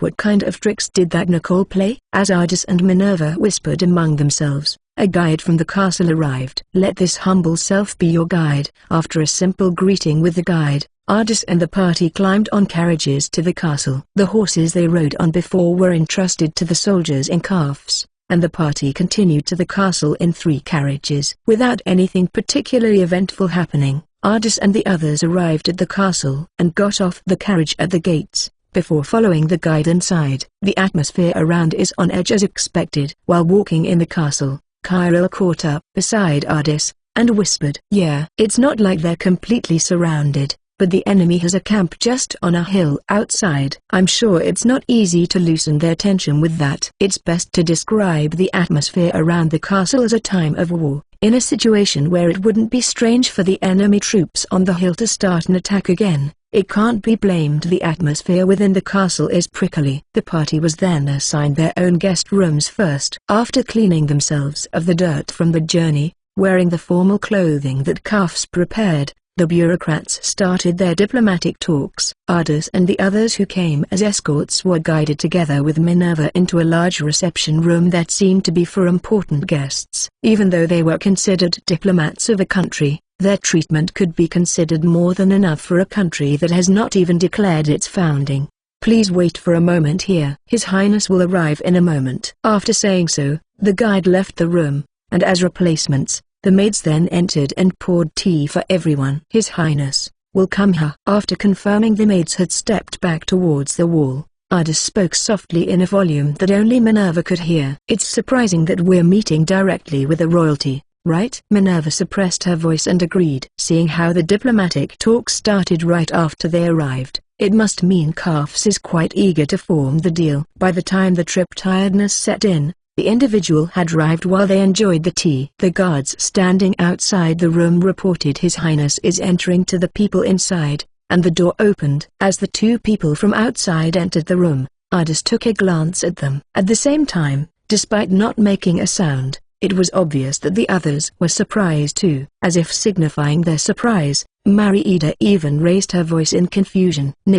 Call. The person that entered was undeniably someone that Ardis and the others were familiar with. A person that had served as Mariida's bodyguard for many years, someone that had fought together with Ardis during the Raitan defense battle 9 years ago. The mercenary that was the bridge between his hometown, Kafs, and Wisteria. However, although the person in front of Ardis was the same person as the mercenary, Nicole, he looked and felt like a different person. Wearing a full set of first-rate clothing and exuding tremendous dignity, the dark green hair combed neatly was nothing like the rough-looking hair when he last saw him at Glock. Welcome to everyone that has traveled afar. As the representative of Kafs, I show you our sincerity in welcoming you. The Nicole-like gentleman spoke with elegance and showed a perfect smile that could be regarded as an art piece. The person that offered a saving boat to the stunt party was someone who stood behind Nicole. A man that had a well-built physique, looking to be at most 30 years old. From where he was standing, he should be a servant or confidant, as he started speaking to add on. This person is the king's brother, His Highness, Nicholas Farson Kafs. Then, the party got hit again by the revelation of being the king's brother. It has been a while, Your Majesty Minerva. It is surprising to see Your Majesty has herself come all this way. Surely everyone in Kafs is touched. Without being given the chance for them to calm down, the words that came from the person in question completely discarded any chance that he was just someone that looked similar. He was speaking in a manner that he'd known Minerva by face. In other words, it was equivalent to him clearly claiming that he's the same person they know. I appreciate your words for someone who has not undergone a coronation yet. Forgive our prior rudeness, Your Highness. I am certain the opportunity for both of us this time will bear fruitful results. As expected of the former Duke's daughter. Minerva instantly stood back up, unlike Ardis and the others who were still confused. Her lady smile that had been tempered through many years was impeccable as she answered. Although she should be feeling some fatigue from the journey, it didn't do anything in degrading her elegance. After getting Minerva's reply, Nicole glanced to his confidant, and his confidant replied with a nod of understanding before ordering the other servants to leave the room, including the soldiers that stood right at the door and the maids that stood around the room's walls. After confirming everyone else left the room, Nicole's expression suddenly crumbled, and his atmosphere changed. As if his elegant conduct from before was an illusion, he walked in a barbaric way, finding his way to a sofa before crashing on it magnificently. Well, take a seat first. His tone without any frills was how the Nicolaidis and the others knew talked. Come on, Minerva you and Doju too, quickly take a seat. If I were to let the ladies continue standing, won't I be seen as an arrogant bastard? Fluttering his hands up and down, Nicole gestured everyone to sit. Although Ardis was relieved at how Nicole changed in an instant to the Nicole he knew better, he glanced towards the confidant behind him. Oh, This guy's fine. He's in with it. He probably meant the person knew the rough-acting Nicole. Removing all other people from the room was to prevent them from seeing the current Nicole. It's fine to assume that he was already familiar with both Nicole's frontal face and the one he's showing now, seeing how he wasn't saying anything. Probably noticing what Ardis and the others thought, the confidant gave a bow before speaking. Sorry for my belated greetings. I am the first and biggest victim of His Highness's wandering habits. I am someone who has served as the asswiper for His Highness for many years, Samuel J. Pamil. Nice to meet you. Although what came out of his mouth was polite, it seemed like his respect for his master was thrown aside somewhere along. Unlike the stunned party, Nicole wasn't particularly offended, and only complained back. Like I said, if you really hate it, you can just quit. Didn't I already tell you many times? Ha ha ha. What are you saying this late in the game? I'm now already considered a set with His Highness, as weirdos that cannot be salvaged in calves. The places I can go are already long lost. While the joking atmosphere unfolded within the room, Ardis secretly asked Mariida, who seemed to be speechless from her inability to follow what happened. Did you know? I told you before, right? It's not like I can see what I want to see in my dreams. Looks like even Mariida had no idea that Nicole was a royalty of calves. Hearing how she replied like a normal person, it looked like she hadn't recovered from the shocking truth. Naturally, there were some confusions for those except Rihanna who met him the first time, but Minerva seemed to have already recovered, and for Elnoa who didn't know him too well in the first place, she didn't seem much affected at all. As expected, those who knew him longer would be more shocked. Like Mariida, Kyril who knew Nicole for a long time was confused too. Disregarding their confusion, Nicole while sitting, turned around to Samuel and asked, "You called him here, right?" "Yes, he should be here soon." As if matching their conversation, a young man's voice came from the door. "Uncle, Lionel has just arrived. Come in." Receiving Nicole's permission, one young man entered the reception room. This time, both Kyril and Elnoa showed a big reaction. It was a man that seemed to be around 20 years old, with simple yet neat clothes, with his long light green hair tied into a ponytail at his back. With elegant steps, the young man walked beside Nicole, and showed a smile before speaking. "Your Majesty the Queen, greetings for the first time." The eldest son of King Calfs, I am Lionel Farson Calfs. As the representative of the royal family, I express gratitude for coming all this way to our country within such a dire situation. Even though he greeted Minerva politely, the bear Nicole just hit it on the ground mercilessly. "Alright, you can stop that. We're already over that phase." Nicole waved his hands around saying that it was unneeded, and immediately afterwards, Lionel's voice and attitude lost his politeness. "The heck, even though I finished my line pretty well, can't I just act cool in front of my friends for once?" From his tone, even a fragment of his noble-like atmosphere from before disappeared. "Trying to act cool in front of your former classmates will do what good?" "It's exactly because they were my classmates. It's like surprising them with a side that they didn't know before." "If you have the time to play small tricks like that, then train your sword and surprise them with that. You haven't even gotten a hit on me, right? Who the heck can win against a monster like you, uncle? Moreover, most of my time is occupied with the Crown Prince's education." "Don't be stupid. I'm not really that strong though. There are more than a few dozen people that are stronger than me." "There, see that person. A real monster is someone like him." Nicole gave his glances to Ardis. Being led, the others too focused their eyes on Ardis. I heard it from Kyril before, and I've seen him fighting before, but is it really to the extent that uncle would say that? Yeah, even just comparing it would be ridiculous. He's a monster through and through." Having left them to speak too much on their own accord, Ardis complained. "Can you stop labeling someone monster this monster that?" "Hey, Ardis-san." Ardis had already adjusted to the attitude that the guy in front of him isn't Calf's royalty, but the mercenary he knew. But no one can adapt so readily. Unable to come to terms that the Nicole he knew was the same person as the king's brother, Nicholas, Kyril raised his voice panicking, but the person himself did not mind much, but was rather apologetic. Sorry, my bad." While Kyril's gaze was still skeptical as to whether this was fine, the young man that named himself Lionel then waved his right hand and called out to him in a familiar manner. "Yo, Kyril." "Elnoa, long time no see." He probably didn't know how to reply. Seeing Kyril not being able to say anything while his mouth opened, Lionel broke out in a laughter. "The heck, was I forgotten already? It's me, Rai." Unlike Lionel, who was hugging his stomach while laughing uncontrollably, Kyril was only opening and closing his mouth. Rai was the Crown Prince of Calfs. Noah, another individual who had this first-hand experience, appeared to be daydreaming and murmured to herself constantly. Ch 335. "Are you not tired standing like that? Take a seat." While saying the same line as Nicole, Rai took his seat on a three-person sofa. "Here, there are spaces here." He prompted Kyril to sit beside him as his bottom hit the seat. But, not understanding what to do, Kyril's gaze continued to swim. However, having settled their minds already, Ardis and Mariida both sat on a sofa directly opposite to Nicole's. It was only Kyril and Noah who were still standing in the room, but Kyril, who read the good mood, soon raised the white flag. After heaving a small sigh, he sat beside Rai with slight hesitation. "Here, Noah too, but Your Highness. There's no need to be reserved at this point. I just so happened to be born in a noble family. Wasn't that what you said?" Rai smilingly suggested the same was of him, as it just so happened that Rai himself was born into the royal family.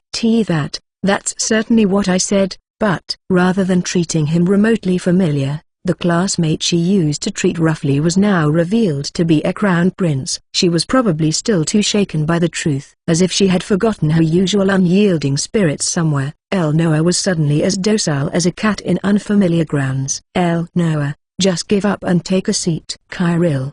That's why you are." Unable to resist any longer, Noah finally gave up and sat beside Rai, but not before throwing a hateful stare towards Kyril. "Ha ha ha. It's been a while since the three of us have been together." While laughing refreshingly, Rai was hitting Kyril and Noah's back. Kyril showed a troubled smile, while Noah seemed to have finally accepted the situation as she started to speak towards Rai more frankly. After considerable discussion, she asked a condemning question. "So what happened for you to hide your identity as a crown prince and go study in another country?" Although Rai's classmates questioned him with a gazing glance, someone else responded for him. "May I offer my foolish guess? I believe it was because he learned from a bad example of a relative while serving enough tea for everyone." Samuel said this while putting the cup in front of Noah. "Oi, I can hear that, Samuel." "It's not that you can hear, but I made sure to have you hear it, Your Highness." Despite Nicole's tone of complaint, Samuel returned his words without mercy. "Respectfully,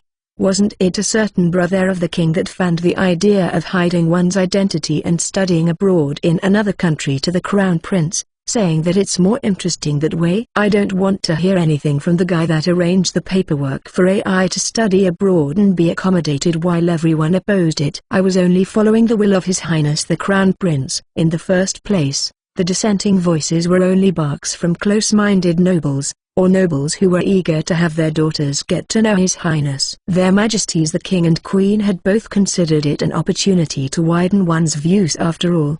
But well, a slight bitter smile showed on Samuel's face. "It did not come to our mind that the Nagara's kingdom would mobilize the students not long after the war started." Ardis was completely on board with this. Just mobilizing the students that early was already unexpected, and he would even expect a foreign crown prince was among the students that were mobilized. Likely having the same thoughts as Ardis, Noah stated her opinion clearly. To mobilize a foreign prince as a student into the battlefield, it was destined to be a diplomatic problem. "Really, even I didn't expect they would mobilize the academy's students that quickly. Ha ha ha. It's not something to laugh at." Noah replied angrily to Rai, who was laughing at something that could have gone horribly wrong. "I heard that was a particularly rough time in Calfs, being almost dragged onto the battlefield after having their crown prince involved in a foreign country's war." Saying this, Nicole, who was still Mariida's bodyguard in Riitan at the time, smiled bitterly. It seems like he had panically contacted Calfs after the news arrived at Riitan, but Rai departed from the capital of Gran with Kyril and the others few days later, so there wasn't anything they could do. "There was no peace for me." Even if it was His Majesty who gave the permission for His Highness to study abroad in the end, the person who suggested this was His Highness the King's brother. On top of that, the person in question was living a wandering lifestyle as usual, only sending letters back home few times a year. Then the blame circled here and it landed on me. If you want to tell a good story about yourself, at least do it better. Ignoring Nicole, who interrupted in the middle, Samuel continued. It is thanks to countless sword sorcerer donor that my head is still connected today. I cannot be more thankful to you for saving His Highness the Crown Prince. As a citizen of Kafs, or even on a more personal level, thank you so much. Seeing Samuel bowing, Ardis responded with a humble diplomatic tone. I have done no more than fight on the battlefield as a mercenary. It is pure coincidence that it became like that. There is no need to be humble towards my lowly self. As Samuel said this with a slightly surprised face, Ardis looked a little troubled. Even if you say so.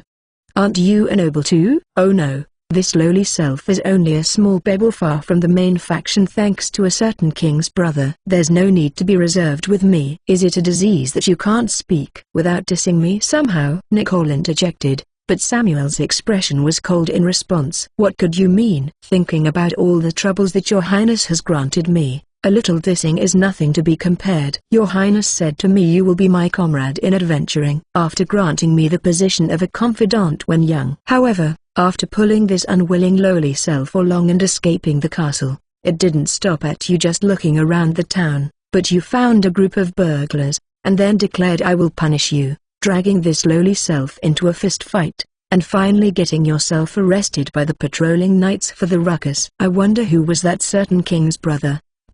That's enough. I get it already. Probably unable to endure his black history being revealed by Samuel, Nicole threw in the towel and waved his hands to put Samuel's words to a stop. Even though Samuel had just largely dissed Nicole, he seemed to know when to stop, and shut up the reel. All things considered, Nicole was still part of this country's royalty, and even the king's brother. Both of them had gotten close and been together since they were young, but there was still a line to be drawn. Come to think of it, their plans to Kafs had gone smoothly, but now Ardis knew why. It was ridiculous to even have thought about doubting Nicole's connections. Moore thought Nicole was probably the third son of a noble family somewhere, but the reality was, he was not just some noble, he was the king's brother. Because it was the king's brother that had brought the news directly to the king, it was natural for the formalities to proceed quickly. Ardis recalled Nicole mentioning big brother and eldest son when he had left Glock. Certainly, Nicole hadn't been lying at that time. It's just that his big brother was someone with the title of Majesty, and as if he were peeved by this prank, Ardis's voice carried some displeasure. Big brother, siblings, and family, right? Could it be, this grandiose castle is what Nicole considers home?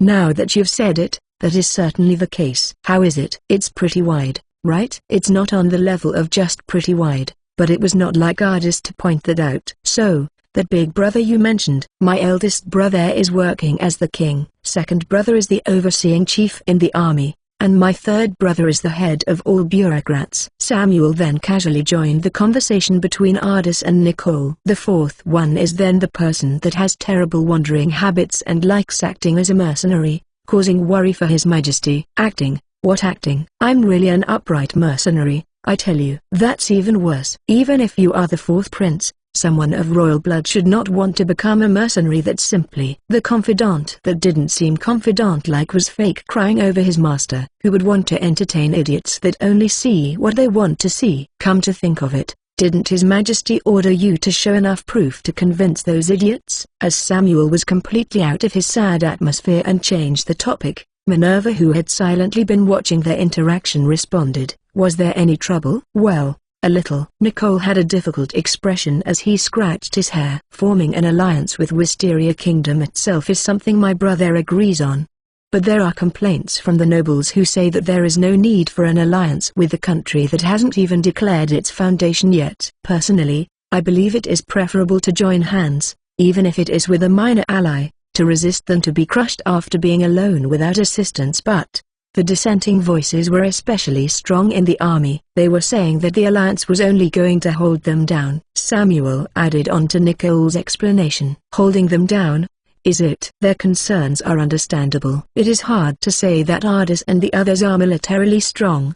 As for Kafs, they were probably thought of as a new force wanting to take advantage of the chaos. It can't be blamed that the army is skeptical of their strength from that existing prejudice. Can't what happened just now be enough? The soldiers on the walls should have seen what happened before Ardis entered Calf's. If they did, there wouldn't be anyone doubting their strength. However, Nicole replied in a mutter, appearing very apologetic. But even I can do that much. Nicole can be considered a force to be reckoned with in this world. Certainly, if it is him, that previous situation wasn't anything he would be troubled with. Ardis didn't even use any attack magic, and even his sword magic was hidden. It was undeniable that Ardis would be underestimated because he only looked like a normal cavalry from afar, making him seem only slightly more capable than the average soldier. That is unfortunate. So, what should I do? As if he had given up, Ardis sighed and asked Nicole, should I just go chase away the enemies camping on the hill? If you can do that, then I'm sure they can't say anything, but that's going too far. It is enough to just participate in the defense battle and show off your strength. It was Minerva who reacted to Nicole's answer. Defense battle? Your Highness means to say that the enemy on the hill is going on the offensive soon? It is enough to just call me Nicole in an unofficial setting, Minerva. To answer your question, yes, that's correct. From their standpoint, although they don't know who, the fact is that they've let outsiders pass and enter the city. That should have given them some pressure to want to find out what is happening. It has already been 3 days since their last attempt, so they should be coming to disturb us again soon. After explaining, Nicole returned his gaze to Ardis. And so, Ardis, sorry for the trouble, but can you let off a flashy attack during the defense battle? If possible, do the same one that I saw during the war with the Empire. Make a clear performance for the ones inside Calf's. You mean? That's right. Since Calf's is already in a state of war, Ardis already intended to take advantage of the chaos and participate in battle. Now on top of that, hearing how it will be needed for their alliance, there's no reason for him to refuse. Alright, since it's necessary, a very flashy one. Ardis. Rihanna, who had been keeping quiet until now, suddenly called him, tugging on Ardis's sleeves as he was ready to make his promise. What is it, Rihanna? As Ardis prompted at the unexpected interjection, Rihanna showed a gaze full of determination. About that, let me do it. CH 336. 2 days after Ardis and the others entered the Calf's castle, as Nicole had predicted, the enemies on the hill began showing movements. Their numbers were approximately 5,000. It was not enough to take down Calf's, but they were originally left behind here for the purpose of restricting the freedom of the Calf's army. Just with an army of 5,000 beside their town, the Calf's army was unable to move easily.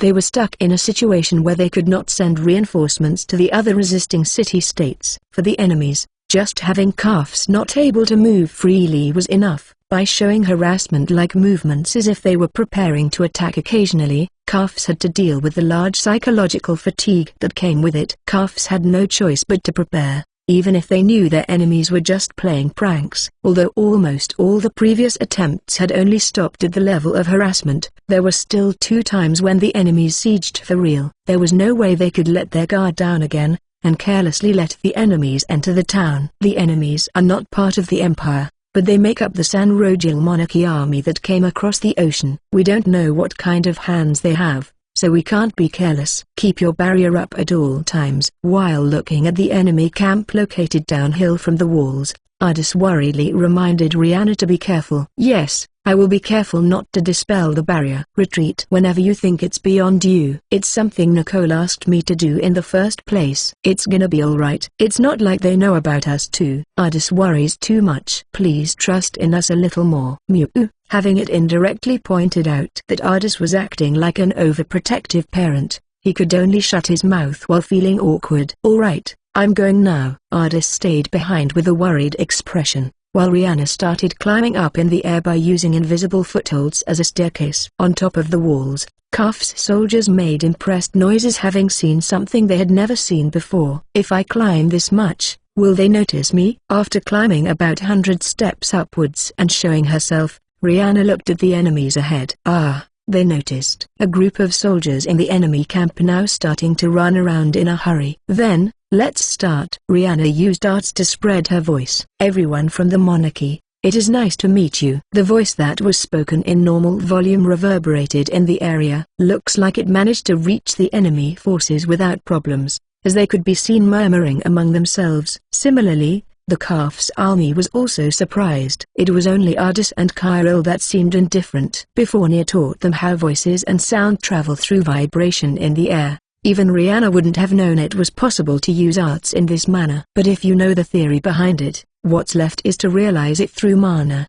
Having observed Ardis's arts and received teachings from Nia, this kind of arts is insignificant and nothing special for Rihanna. With no reason to consider the situation within the enemy camp, Rihanna continued. My name is Filiana. For various reasons, I am helping the calf's army. Rihanna realized Ardis was looking at her a little confused. As if she found something funny in his expression, her cheeks loosened. In any case, she would explain it to Ardis later. There was something else for her to do now. Rihanna, who had named herself as Filiana, made an obvious gesture of swinging her right arm from the left to right. At the same time, she used arts, and drew a line in the middle of the enemy camp and calves. However, the line wasn't like any simple lines in a drawing. The shockwave created by her arts smashed into the ground and made a trench almost knee-deep in the ground. Although it hadn't been released offensively, it would undeniably pulverize a person's bones if it were to hit in such a manner. And it was instantly drawn with a length as wide as the enemy's formation. Facing an incomprehensible situation, a portion of the enemy soldiers showed unrest. The moment you cross this line, your lives are not guaranteed. If you value your lives, then do not take a single step over the line. This is a warning. However, Rihanna too understood that it was a meaningless warning. Their opponents were a war army. Rihanna's words were more likely to be perceived as provocations. And as expected, the enemy slowly changed their formation, and started showing signs of preparing for a siege. They had their heavy-armed soldiers with shields walk in the front, making it clear they were heading for battle with their entire army. A final warning. The moment you cross the line, there will be no mercy. All trespassers will be eliminated. I repeat. This is the final warning. Saying this, Rihanna closed her eyes knowing that the enemies wouldn't listen at all. The opponents weren't just a herd of uncontrolled beasts or crows. They were following the orders of a commander, and an organization that upholds order and military discipline. Even if it was someone unknown, a little girl warning them was not reason enough for them to turn back and run. The enemies advanced in strict lines, and eventually crossed Rihanna's line. It was not yet a distance where normal arrows and magic would reach, which would urge the enemies to start charging, so they were slowly advancing. However, I did warn you. For Rihanna, who understood magic and could manipulate arts, her range wasn't the same as an average magician. The enemy commander probably didn't realize that. Rihanna had already shown that she had drew the line using her arts. In other words, Rihanna's range could reach the line. Not realizing that, and defenselessly crossing that, it was an act that could only be called suicidal. Rihanna stopped broadcasting her voice using arts, and instead started creating a sphere radiating rainbow color on her head. While reflecting the sunlight and glowing mysteriously, the sphere's surface became wavy, and the amplitude of each wave gradually increased. One of the waves that protruded outwards in a thin streak changed form into an arrow. The arrows spawned from the sphere and flew toward the enemy soldiers. The first few people were unable to put up any defense before getting impaled by the arrows of light and being killed. It was only when more than 10 of their own soldiers had fallen, that the enemy finally realized Rihanna's attack. The heavily armored soldiers in front tried to raise their shields against the arrows of light, but Rihanna knew better than anyone that their shields stood no chance. If it was normal magic, then it might have been possible to block it. However, what Rihanna used was something that mimicked Lit Kyuel Burn, Power Rainbow, which was completely different in essence. Unlike the arrows of light from a normal Lit Kyuel Burn, Power Rainbow, that only fly straight, the pseudo-Lit Kyuel Burn, Power Rainbow, that Rihanna used spawned arrows that she could control individually. The arrows turned unnaturally to slip between gaps of their armor and circled around when the enemies tried to block with their shields. Even while unfortunate casualties were being made left and right, the enemy army didn't stop. A few tens of the entire 5,000-men army had already died. But although it could only be considered just a few from the perspective of numbers, the commander would soon learn that it was only the start. Sorry, I will not go easy on you. Not intending for her words to be heard by anyone, Rihanna's attack pattern changed. Half of the enemy forces had already crossed the line. The attacks that could only serve to intimidate wouldn't stop them anymore. Rihanna controlled the flow of the atmosphere with her arts, and at the same time, condensed the water within the air into countless sharp icicles. She then changed the atmospheric pressure intentionally and called for strong winds, making it unable for the enemy soldiers to move forward. The wind then gathered in the eye of the enemy formation, and continued to grow stronger with lightweight soldiers almost unable to hold their feet on the ground, and constantly stumbling. The wind then circled, and calling on to the surroundings, it swirled in the eye of the enemy formation to create a huge vortex into the sky. While keeping the overall flow running, Rihanna then created several smaller turbulences within it, and threw the sharp icicles inside. With the wind carrying the countless sharp blades, they danced within the turbulence, and sliced up enemy soldiers indiscriminately. Blood splattered everywhere, and all of them were carried up into the sky. Eventually, the vortex was dyed with redness, and its color deepened as time went on. There was no other explanation for this but the enemy soldiers' blood as it was spilled within the vortex. Although no enemy troops' death shrieks ever reached Rihanna due to the extreme wind noise, the fact she was the one who called the wind and turned that vortex red was indisputable. It was a scene on par with hell for the enemies. Naturally, it would eventually end too. The visual impact must have been strong, as thanks to having not treaded past the line that Rihanna drew, the soldiers that weren't swept up in the wind started to retreat, even though they could have retreated earlier. Seeing the enemy finally withdraw, Rihanna dispelled her rats. There were probably some that managed to survive within that vortex, but Rihanna didn't intend to attack those who were already injured and were trying to escape. Even without doing that, the enemy had incurred a gigantic unrecoverable loss. On top of that, the psychological damage should be immense. Seeing off the withdrawing enemies, Rihanna took another look at the aftermath. In just that short time, the entire earth had been covered in blood, and the remaining enemy corpses were littered everywhere. She felt a bad feeling and a sense of guilt that couldn't be described. The red earth was the result of walking the path she chose and the actions she took. Even so, Rihanna had resolved herself for this choice. Even if she regrets it or someone hates her for it, she had decided to walk alongside Ardis with all of her powers. Solely for that sake, to get the right, she looked upon the scene that she could not escape from. Offering a short while of silence to the deaths caused by her hands, Rihanna returned to Ardis, who was waiting on top of the walls. Standing in front of Ardis, she took a peek at his face awkwardly. Ardis had originally objected against Rihanna and Philia standing in a battlefield, but it was them who pushed for it despite the objection. That's why they had to convince Ardis that they had the power to do so. On the other hand, the sole reason why they wanted to fight is none other than a selfish and shallow reason of wanting to remain beside Ardis, which they wanted to remain hidden. It plagued her whether he had seen through her shallow thinking or whether her hesitation had been spotted. Because of such fears, she could not rejoice over her victory, and somewhere along the line, this became the reason for why she was peering at Ardis's expression. Ardis approached Rihanna. At the distance of an arm width, Ardis pulled Rihanna and wrapped her in his arms. There's no need to overdo yourself. Don't push yourself forcibly. Rihanna stiffened for a moment. It's all right to take one step at a time. Ardis's words were reprimanding yet caring for her. They untangled the frustration that had been chasing Rihanna around. I knew it,